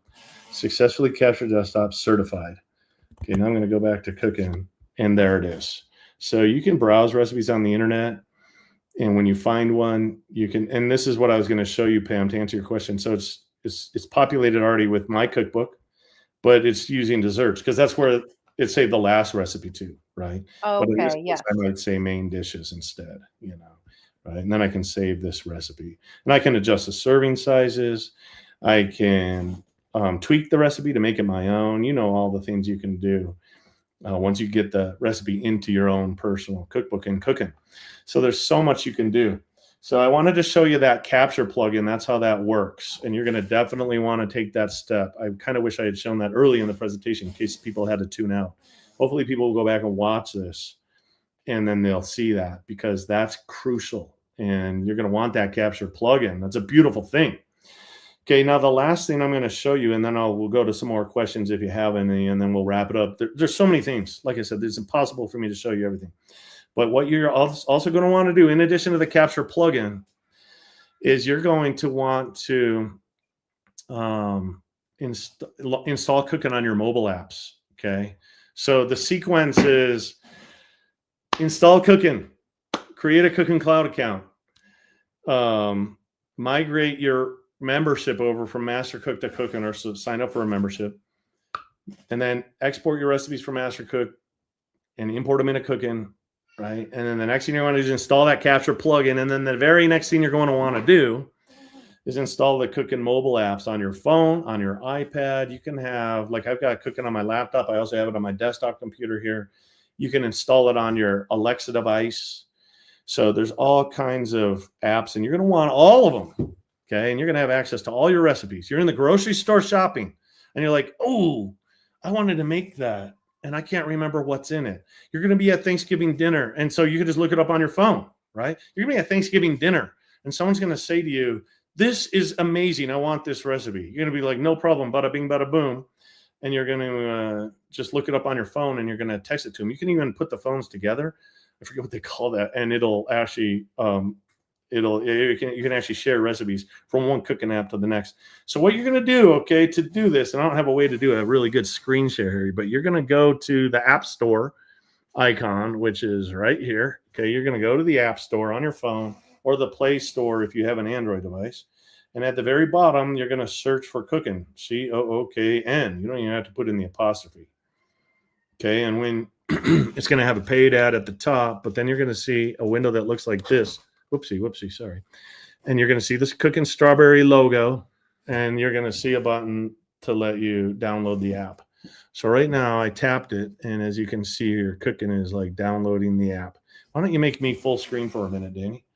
Right. So they can see this easier, because I'm just a little tiny. So Dan, this is after they've synced their PC to the cloud account, right? Doesn't it? Yeah, I mean, the first thing you're going to do is you're going to install Cooking. You're going to create a cloud account, right? And once you've done that, at that point in time, once you have that cloud account, then you at any point you can install. I mean, you're going to want to migrate, follow the steps, migrate your membership over from MasterCook to Cooking and so forth. And then, yeah, but at some point you're definitely going to want to install the app. So it's done installing now. And you can see here, so I'm going to tap open. Okay. And when I do that, Cooking will then launch. This is the Cooking app for your mobile device. And the first thing it asks you is, do you want to log into an existing cloud account or create a new one? And I'm gonna say use existing account, because I already created the cloud account, right? So I'm gonna log in using those credentials that I already showed you, that I used. Let's see. Sorry. Oops. Yeah, someone said don't forget to sync. So Dan, when they import their recipes into the PC app, the program automatically syncs after 10 minutes, right? But you can sync before then if you want. And that pushes your content to the cloud, right? That's right. Yeah, I'm glad you mentioned that. And I was going to explain that. Let me finish logging in here 1 second. I just want to make sure I'm logged into the right account. I did 581. Sometimes I get my numbers confused. Okay. All right. 581. My password is 123. And I tap login. And now Cooking says logging in, and you're going to see a screen like this, and it's going to download all the recipes from the Cooking Cloud to my device. If you happen to be camping, you're out of cell phone range, you have whatever the circumstances, you don't have internet, once your recipes are downloaded, they're on your device. They live there. and you don't have to have access to the cooking cloud or to the internet to be able to access your recipes. So the very first time you do it, it takes a little longer. You can see the progress bar moving across the screen fairly slowly. I mean, I've probably got 800 recipes in my library already because we imported several cookbooks with 200 recipes each, right? So it's downloading all those recipes. Like I said, this one is going to take about 2 minutes to do the very first time. After that, it's just incremental syncs really quickly, okay? So yeah, as Pam mentioned, go ahead and switch back to my computer screen here, Danny, if you would. Yep. Okay, so in cooking, I'm going to close these little recipes that I captured. I'm going to go back. No, I don't want to save this. Okay, so in cooking, there's this sync toolbar here, or the sync button on the toolbar. And the way cooking works on the desktop app is every 10 minutes, it does a sync event in the background in order to keep your recipe synchronized, okay? On mobile, it does that sync event every 4 minutes in the background, okay? So you normally, under normal circumstances, you don't have to worry about syncing. You don't ever have to tap it or click it or do anything. And 99.9% of cooking users never think about sync. They never click it. They never tap it, right? They don't have to because it's just all automatic. But for you, when you're importing a lot of recipes and then you want to right away see them on your mobile device, you can click the sync button, okay? And so if you just imported a bunch of recipes into cooking and you don't want to wait the 10 minutes, right? You want to right away see your recipes. Go ahead and click sync on the toolbar and cooking will perform a sync operation. I don't think it actually can do it right now because I am syncing to my phone. So if you're syncing to one device, you can't sync from another simultaneously. Let's try it. I just click sync here. And that icon is, oh, it is working. Okay, because I remember cooking downloads the recipes to the device first and then processes them. So it's done downloading. Cooking on my phone is done downloading all the recipes from the cloud. It's now processing them. And so I was able to sync. But yeah, you can manually force it to sync if you want to by clicking the sync button on the toolbar if you want to. And okay, so this finished. It says data transfer complete. It says downloaded 767 recipes. Good job. And I can tap OK. Now, once I tap OK, oh, there's some tutorials that come up to teach you how to use the mobile app. But this is what you see. This is cooking on my mobile device. Okay. And I can tap on the bottom navigate. Why don't you go full screen for me again, Danny? Let's do it. Okay. So this is the cooking app on my phone. Super sexy. We just had someone subscribe. I get a notification every time. We're probably going to see like hundreds of these. We have been. Anyways, so on the bottom navigation bar, you can see, I'll see if I can hold this steadier. There's a discover button, lets you discover recipes. Then there's one called My Recipes. And I'm going to tap that right now. Well, actually, there is a My Account. And if you tap My Account, there's a sync button there. That's what I was telling you about. You can tap that blue sync button. This is so high tech, isn't it? We're like I'm holding a thing in front of the camera. Anyways, you can There's sync. ways to share that screen. Right? I know. We're gonna do a lot on mobile. So anyway, it's pretty funny, huh? But anyways, okay, so you can do manually do a sync event on your mobile device as well. Okay, but what I'm going to do is tap My Recipes on the bottom navigation bar. And right now I can see all the cookbooks in my cookbook library. This is the one that I created. I migrated everything over from MasterCook to Cooking. And I can select a cookbook. It was the kids approved one. So I tapped on a cookbook and now I can see all the chapters in it. And I can tap on a chapter in order to see the recipes. And there they are. And it'll show the photos and everything. So in this case, there's not a lot of photos in this cookbook, and you can do the same thing. Here's one more mind-blowing thing because we're running out of time, right? Let's say I'm in my web browser, okay, on my phone, and someone shares a link with me to a recipe, or I search for lasagna. How do you spell lasagna recipe?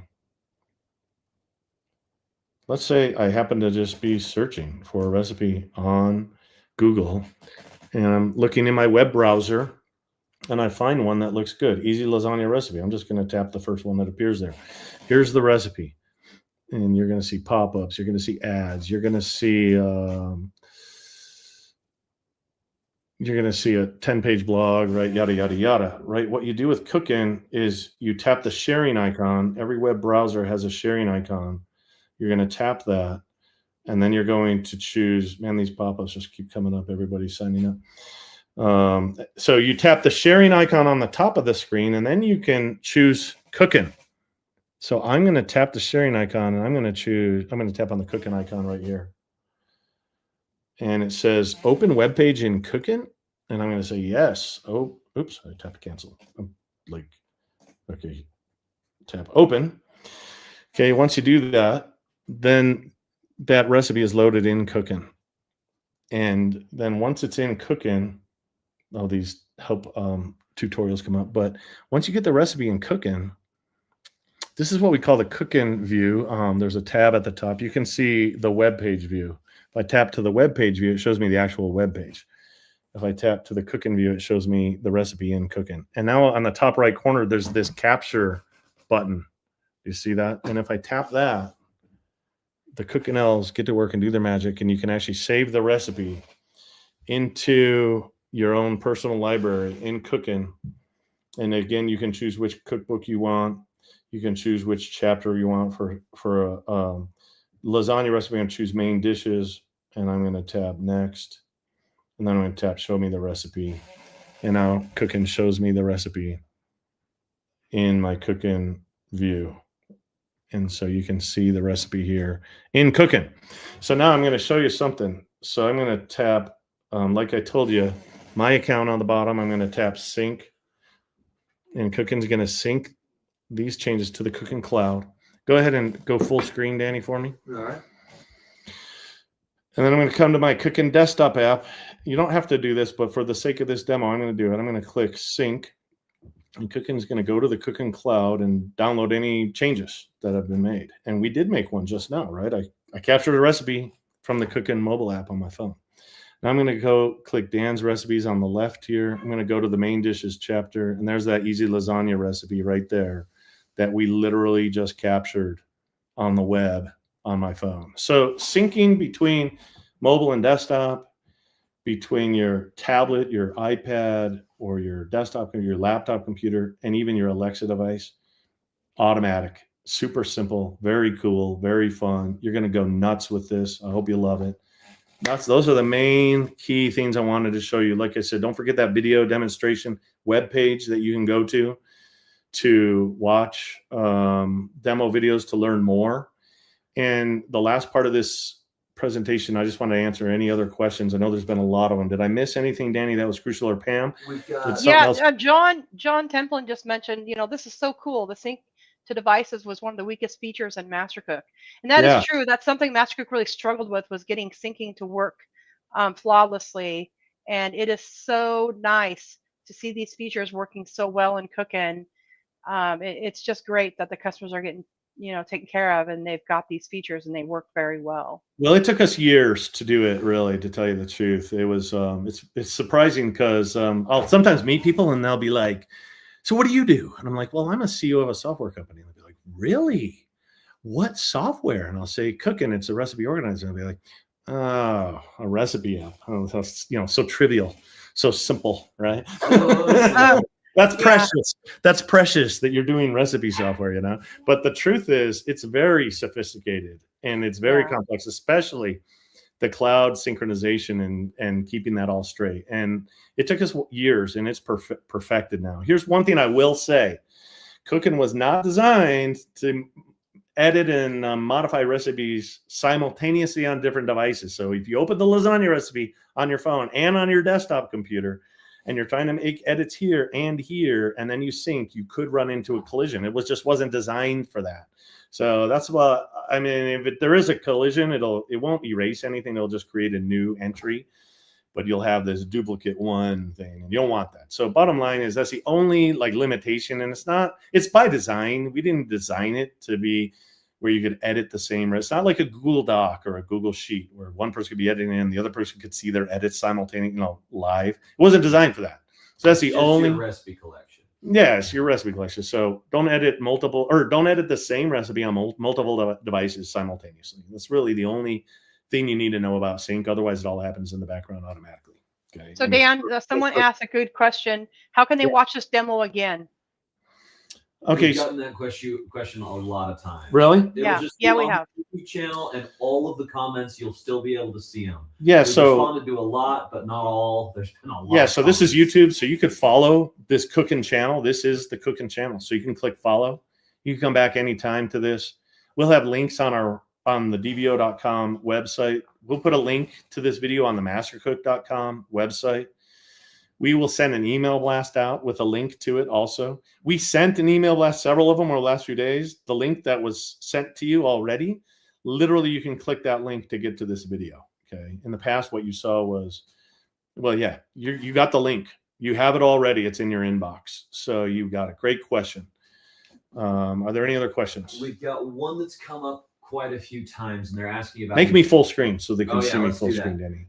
Where they've been asking a lot about nutritional info.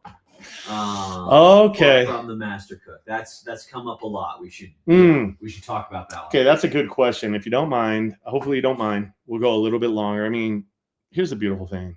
You are literally talking to the guy who wrote the first version of cooking. I coded it myself. It's what we sold up until like from 1992 to 2008 or 9. Since then, we rewrote it. I hired a whole team of developers. And now I don't sling code anymore, but I am intimately involved in the architecture and the design and the implementation of the different features. So I am intimately familiar with exactly what goes on. I don't code it, but I know everything. I know everything. Okay. So here's what I'll say.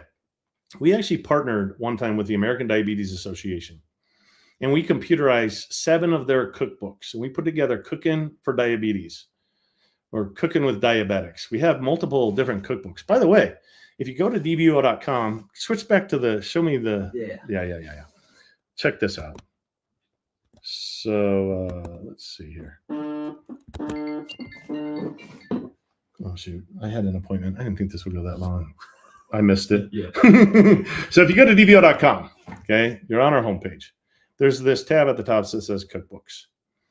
And if you go here, you're going to see a whole library. There's like 250, 300 cookbooks here. There's one of them called Cooking for Diabetes or Cooking for Diabetics. We partnered with the American Diabetes Association. We computerized 7 of their cookbooks, okay? In their cookbooks, the recipes each had the nutritional analysis. It had a carb count. And when we published this, we analyzed each recipe. We did the nutritional analysis in cooking, and we compared the cooking's nutritional analysis with the nutritional values that were published with each recipe in the book. And for the most part, they were pretty much in alignment, right? But there were a few outliers that were different. And we were like, oh no, like this is diabetes. Like we can't have a flaw in cooking's nutritional analysis that is going to like for diabetics. Right? Exactly. Could you imagine? So we contacted the American Diabetes Association. They put us in touch with the authors of the cookbooks. We're like, our analysis for this recipe and this one are different than yours. And we're not sure why. We went through the code with a fine-tooth comb. You just put yourself on the screen there. Oh, yep. We went through with a fine-tooth comb. We were like, you're back on the screen. Oh, no. Okay. Anyway, so guess what happened? They said, well, that's because your analysis is more accurate than ours. Because if you hire a nutritionist to help you, okay, with your recipes and analyze nutritional values and put a plan together and so forth, right? What they do is they have a book, or they can look up online the nutritional values for a particular ingredient, right? Ground beef or whatever, yada, yada, yada. And they're going to get averages. We actually have brand information for each food item. So if you look at, you could even look, am I still on? Yeah, you can see my screen. Watch this. I'll show you how it works. And instead of telling you, I'll just show you. Let's see here. Yeah, this has been a very frequent question. Yeah. How do we see the nutritional info? Can we see it on mobile? So Talking about MasterCooks and so you pick an ingredient like butter. Your recipe calls for butter, right? Cooking has like 26 different brands of butter associated with it. And the nutrition facts from each product, because they vary, right? If you get the unsalted butter, if that's your preferred brand, right now Mid-America Farms is the preferred brand. But if you chose this one and you made it your preferred, and you just click this little icon right here that says make this brand the preferred, now Fleischmann's Unsalted is the preferred brand. Well, what's that going to do to your nutritional analysis, Danny? You're not a nutritionist, but if I chose the unsalted one, is that going to have an impact? That throws a wrench in your Well, it's gonna have less sodium. Yeah. Right. So in our case, we go down to the brand level. Okay. And if you choose the Land O'Lakes light butter and you make that your preferred brand, right? Well, then you're going to get different nutritional analysis. So the nutritional analysis in cooking is super accurate. It's more accurate than anything else because we have this brand component. So when you analyze the nutritional value of any recipe, this is one I just captured off the internet randomly, right? And I click the nutrition button on the toolbar. Cooking looks at each of the ingredients, and then it looks at the brand associated with it. And you can change these, right? And then it's going to give you the analysis. Off to the right here, if there's something it can't compute, it's going to put an asterisk here. So you can see that when it came to this particular food item, it couldn't compute. And that's a yellow onion for some reason. And then this one, it couldn't compute. It's got an asterisk there. That was for the lasagna noodles. And it could be, in most cases, it's because of the way the recipe is entered in cooking. So for example, when it comes to the lasagna noodles, and I'm going to just shrink this so we can see it better. Let's see here. Where does it call for the lasagna noodles? Here it is.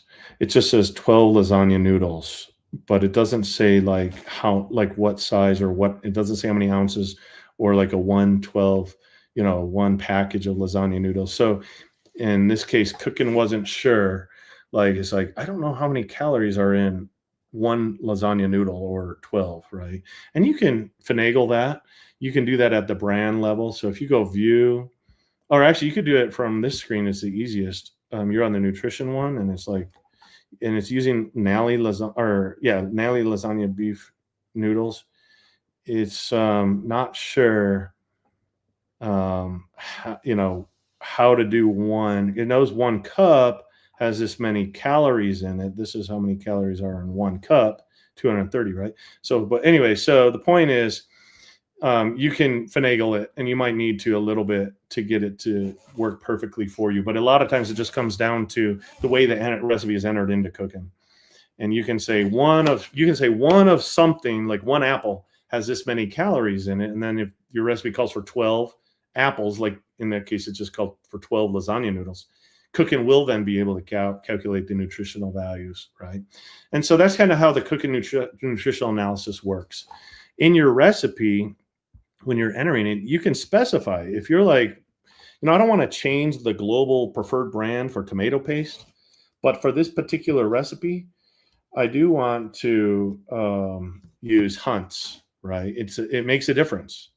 Or I do want to use, the Hunt Italian style is the one that's going to work out best. And since the name tomato paste is a subset of the ingredient name, when you print or view this, it's not going to put the ingredient name twice. So I chose, where did that go? So it says 1 tablespoon, and then it puts the brand name in. It removes the ingredient because, like I said, the ingredient is a subset of the name of the brand. So instead of saying 1 tablespoon tomato paste, Hunt's Italian style tomato paste, it just puts the brand name there. So you can specify the brand if you want to at the recipe level, but you don't have to. Some people were confused about that too. It's a whole paradigm shift. I understand that for people coming over from MasterCook. So there's going to be questions, and I'm trying to answer all of them at once, which is not easy, but it's fascinating and I'm interesting. So anyways, this brand is optional. Most of the time, if you go from one recipe to the next, you're going to see that the brand is not included. Let's see here.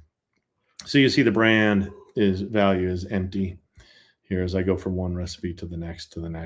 So most of the time you're not going to put in a brand, but you can specify the brand if you want to for different reasons.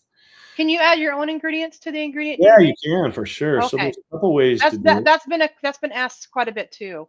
Yeah, so when you're entering a recipe, and the very first time you do it, it gives this text is grayed out to give you an idea of what to put in here. You would put the recipe name in here. you would put in a description. And when you put in the ingredients, if you're like 3, don't put large. Large is not a unit, an official unit.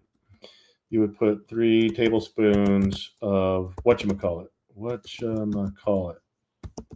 Let's just say that's your own special thing, right? If you put something that doesn't exist, this dialog comes up and says, hey, that's a new ingredient. It's not on the list. Do you want to add it? And you can do quick add and you can continue. Or you can click setup and that'll take you to the different dialog where you can then put in nutritional information and so forth. Can you show us that setup? Yeah, you want to click it? Yeah. So, yes. Oh, no, I was wondering if I was already editing an ingredient called butter. Oh, so, right. Yeah. So when I go here now, it's like, okay, you just added a new ingredient. And if you're going to do the full setup, you're going to want to add the plural version of it because Cookin will automatically, if your recipe, when it adjusts recipe serving sizes and it increases the serving size from, let's say 1, whatchamacallit, to 2, it'll make it plural, and it needs to know what the plural form of this is. Yep, MasterCook has that too. So okay, good. Customers should be familiar with that. It Okay, has a good. plural. So yeah. So you can enter the ingredient name, and now at this point, this is also where you can right away add a brand. You would click this plus right here, and you would say Pillsbury or whatever the brand name is. What you call it? And so then you would just hit enter. And now this says, wait a second, Pillsbury whatchamacallits is not on the brand list. Again, this is that quick add. You can click quick add or you can click setup. So in this case, I'm going to click setup. And now at this point, you can enter the nutritional information. You can put the price in there. Yeah, you can put the package size. This costs, it's $3.99 for a 1 15-ounce package. This, by the way, once this autocomplete feature in Cookin is phenomenal. You just start typing.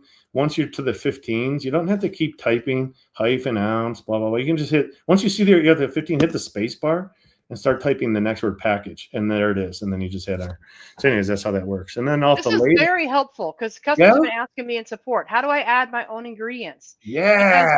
It looks very familiar to how you do it in MasterCook. You just use a different menu to access it. Oh, good. This is great. So thank you for showing this. Yeah, you bet. You bet. Now you're cooking with gas. So then it might say on the nutrition label, it's going to say serving size is 2 tablespoons. And there's 15 servings in a container.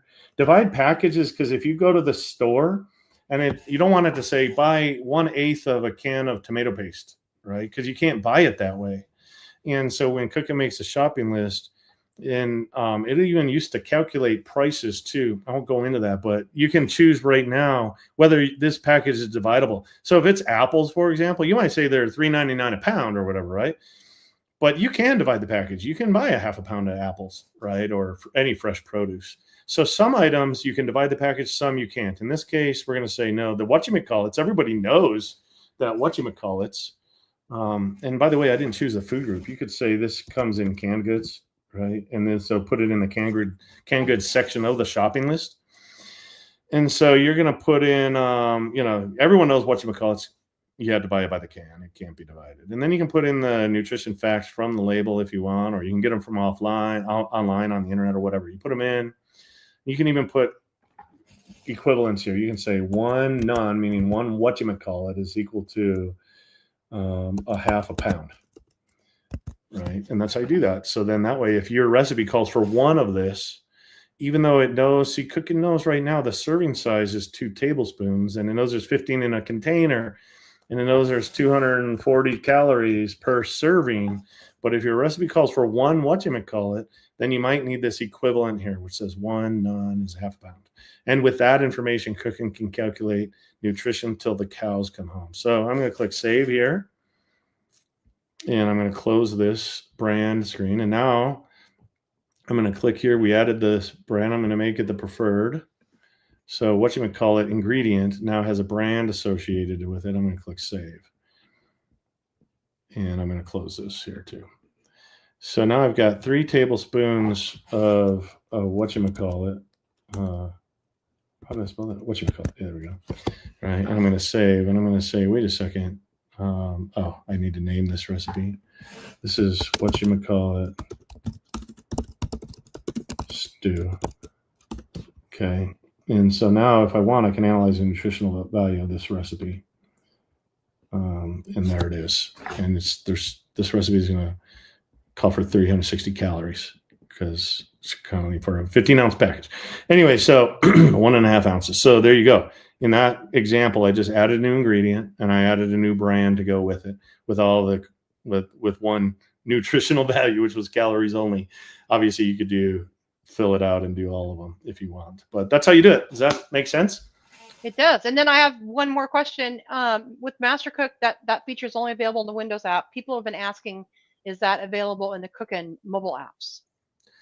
So the mobile apps they're robust, but they don't have all the features that the Cookin desktop app has. So nutritional analysis is not one of the features that's in mobile yet.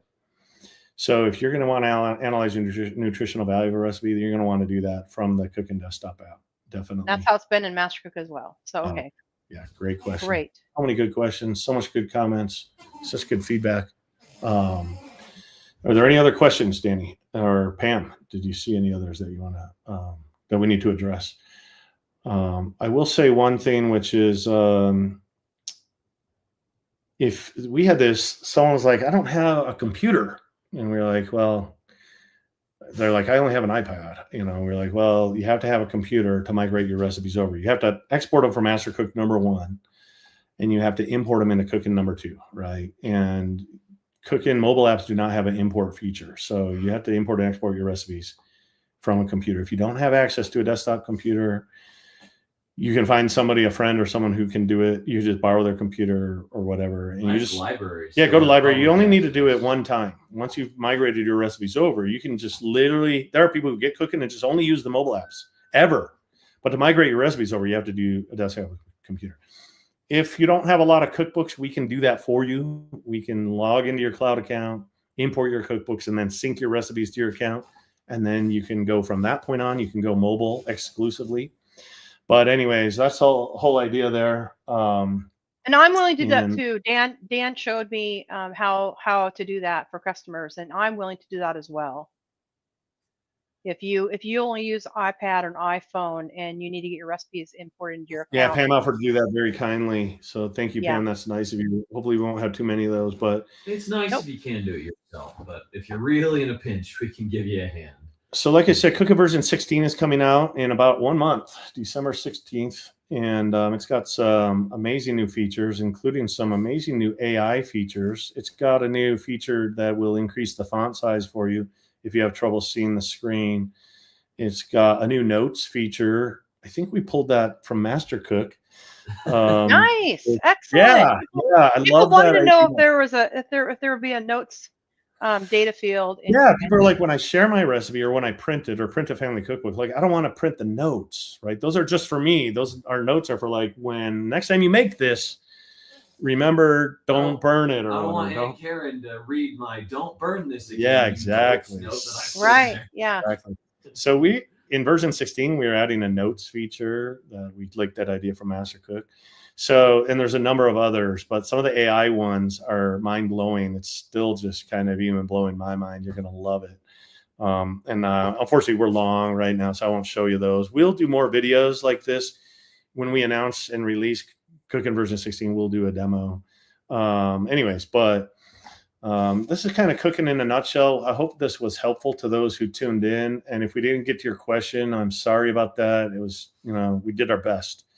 If you email support, we are going hog wild, million hours a day, responding to those. Weekends we don't work on Saturday and Sunday usually, but I know Brenna, my daughter, is working on Saturday. She went through hundreds of emails on Saturday. I was like, Brenna, see if you can get caught up with all the emails before the live event on Monday. She says, oh, do you think, Dad, is that a good idea? She said something sarcastic. I wasn't trying to do that. She was being sarcastic, as she has been. She got them all the way down to 35 messages left in the inbox when she went to bed Saturday night. And then this morning there were like 171 more. Before she got to them, there were 212, I think. And so she's they're not that easy. to answer. I might even have you join in on helping her, Pam, because I think at this point there's a lot of the emails that are being sent to the DBO support inbox that you could answer. That would be a huge Definitely. help. I would enjoy helping. Yes. And I In was addition helping to this too. MasterCook support. As you know, Pam, I've been helping Yeah. with those support emails. We just want to, you guys, look, we're making $10 every time a MasterCook user comes over. Okay. It's not a lot of money. And we're providing cloud services. We're providing tech support. The cloud services are not cheap, by the way. You know, I know MasterCook. That was one of the top expenses for MasterCook. It was. Yeah. We have the to most pay to store your expensive. recipes in the cloud. All those Yeah. food photos, all those, oh, I got 60,000 recipes in MasterCook. Great.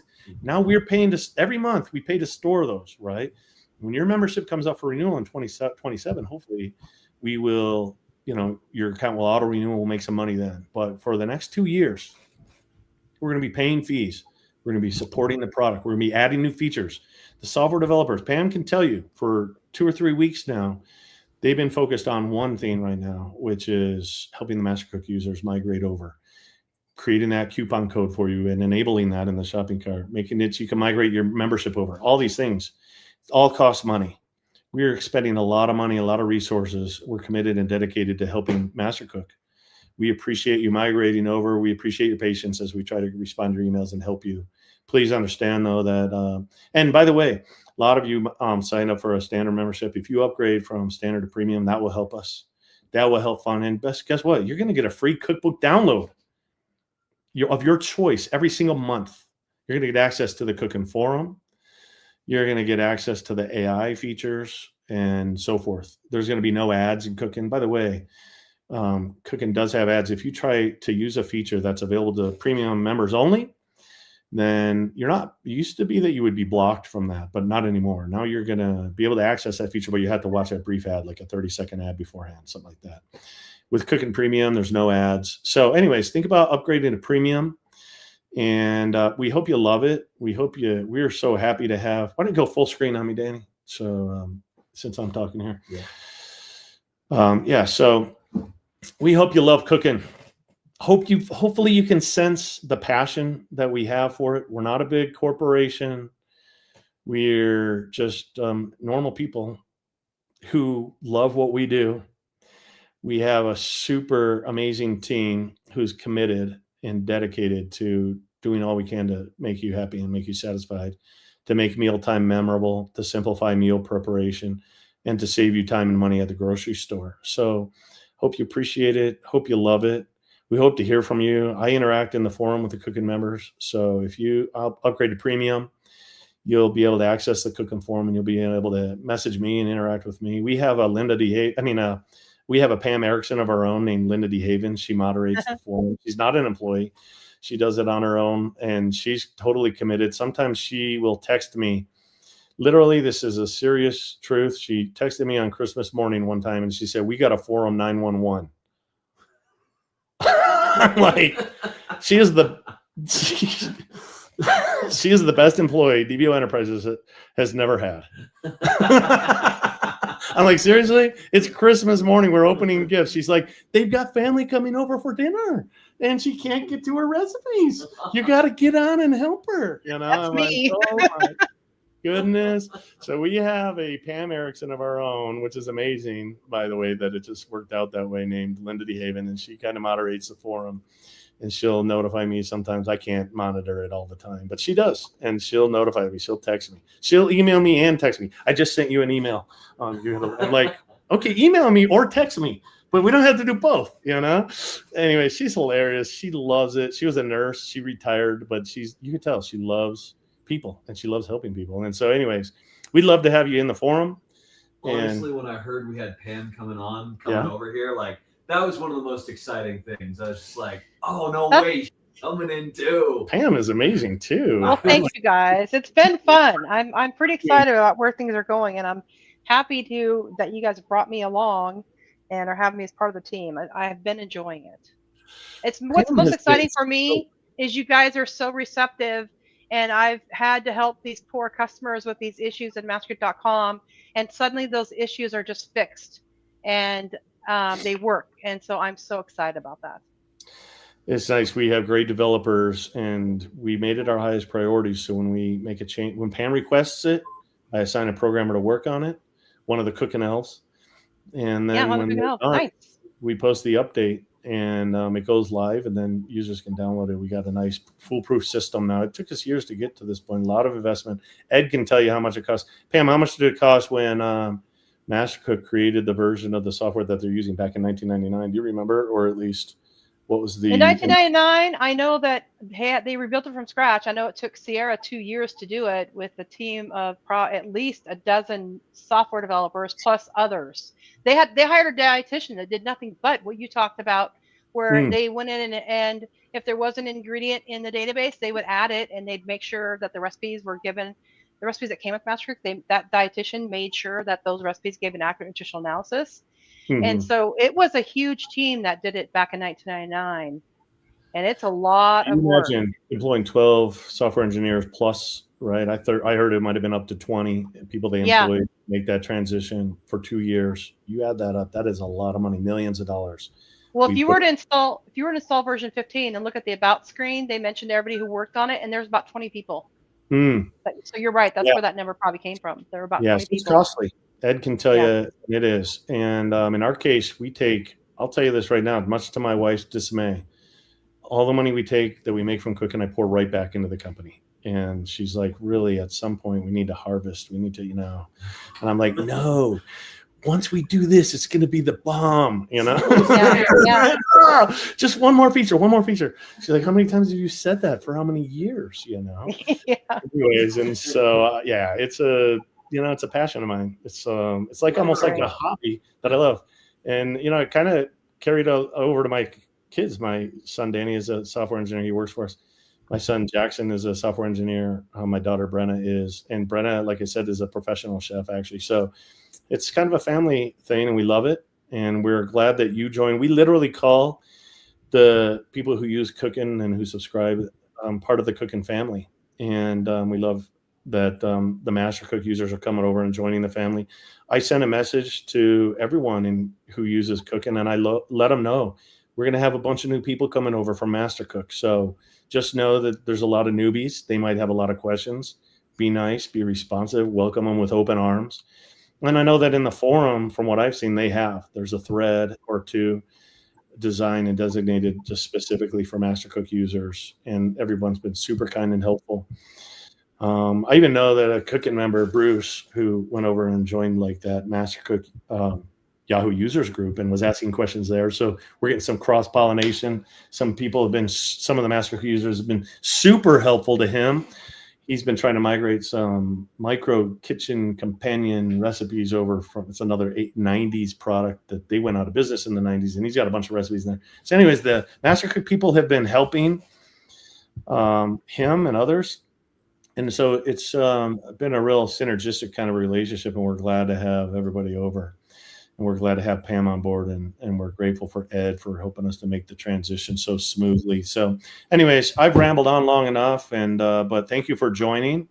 Hopefully this was helpful. If you want, we'll do another one in the future if this was helpful. If you have any questions, like I said, email support. You can email Pam. That's support@mastercook.com. You can email support@dvo.com. And my daughter, Brenna, and others will help you. So anyways, hopefully that helps. Thanks for joining us. Be sure to like the Cooking app. Give it a 5-star rating if you would. We've got an average of 4.7-star rating on both the iOS and the Android app in the App Store. And we appreciate that. And upgrade to premium if you can afford it. Print a family cookbook give as a gift this Christmas. Anyways, we sure appreciate you. Hope you enjoyed this presentation. If you did, let others know. And also, we got a Black Friday promotion coming up, last thing, in about 1 week. We will be offering the Cooking Family Plan. And I'll tell you briefly how this works. This is only available on Black Friday, or at least over the weekend. This also won't change your current subscription. Like, yeah, you can change to this. Like, don't wait on it. You can change to this in the middle of your current subscription. Yeah. So if you have let's just say a premium annual membership, okay, it's worth $149 a year. And you upgrade to the family plan, you get 4 more seats now, okay? It's only $40 more. And so that's $10 extra per seat. And you can give for that. A year. That's for a year. Price. So you give 4 people a Cookin' Premium membership worth $150, and it only costs you $10. That's the family plan. It's kind of like Spotify. My son, you can sign up for Spotify if you use Spotify. A lot of businesses do this. Family plan. Yeah, it's the family pretty plan, common. right? Yeah, and you don't want to sign up every single person in your family $150, right? That's expensive. So we got feedback. We heard you. We created the Cookin' Family Plan. Now you can upgrade your membership from premium for $40 more. You can upgrade to the family plan. And then you can have family and friends and so forth who can use all the benefits of premium and share recipes and become your cooking friends. And you're going to have a blast. We did this and we introduced, by the way, hey, switch to the screen real quick, Danny. Yeah. On the Cookin' Home screen, you'll see this on mobile too. At the very top, we have what's called the scoreboard. Just like in a basketball game, you're going to have a scoreboard. It's going to show the time left. It's going to show the score and so forth, right? Well, this keeps track of your streak. That's how many consecutive days you use cooking. It keeps track of how many, when you post a made recipe, others can like it. And this keeps track of how many likes your recipes get. And this one keeps track of how many recipes you've liked. And this one keeps track of how many recipes you've made and posted by clicking that I made this feature, right? And when you click on any one of these, it will take you to what we call the cooking leaderboard, sorry. And leaderboard has several sections. You can see how many, you can see how many, who's winning and leading in the leaderboard here. You can see that over the last 7 days, this Phillips person, I'm not sure how you pronounce that first name, she's had 169 likes. And you can see the total. So from the beginning, she's got more likes now than Eugene even. That's amazing. Eugene was leading. Still hanging in there. I know. He's an animal. Eugene. Yeah. So this leaderboard is super fun. You can see how many recipes people have made. This is over the last 7 days, and this is total. You can see Eugene's leading here with 2,000 recipes. That's why I thought he would still be leading in the likes. So, man, this Jeannie, she's Jeannie. She's getting a lot of likes. And then there's also this, what I like about, you can do this likes per recipe made. And my son Jackson is actually winning this on an average, he's getting 19 likes per recipe made. And his wife is trailing him and she's not happy about it. I'm in fourth. And so you can various family competitions, unofficial family competitions to see who could get higher. Oh yeah. That's pretty fun. Yeah, it's super fun to do as families. The leaderboard is fun. The scoreboard is fun. It's a gamification kind of component. And anyways, it's super fun to do with families. So when that family plan offer comes out next week, you're going to want to take advantage of that. Don't miss it. Hope this helps. If you have any other questions, feel free. Look I posted my mom's stuffed cabbage recipe there. There's my mom. Anyways, thanks for joining us today. We hope you have a good one. Merry Christmas. Happy Thanksgiving. We hope the holidays are wonderful for you. Take care. Bye-bye. Bye-bye. Thanks, Pam. See you. Bye-bye. Yeah, thanks, guys.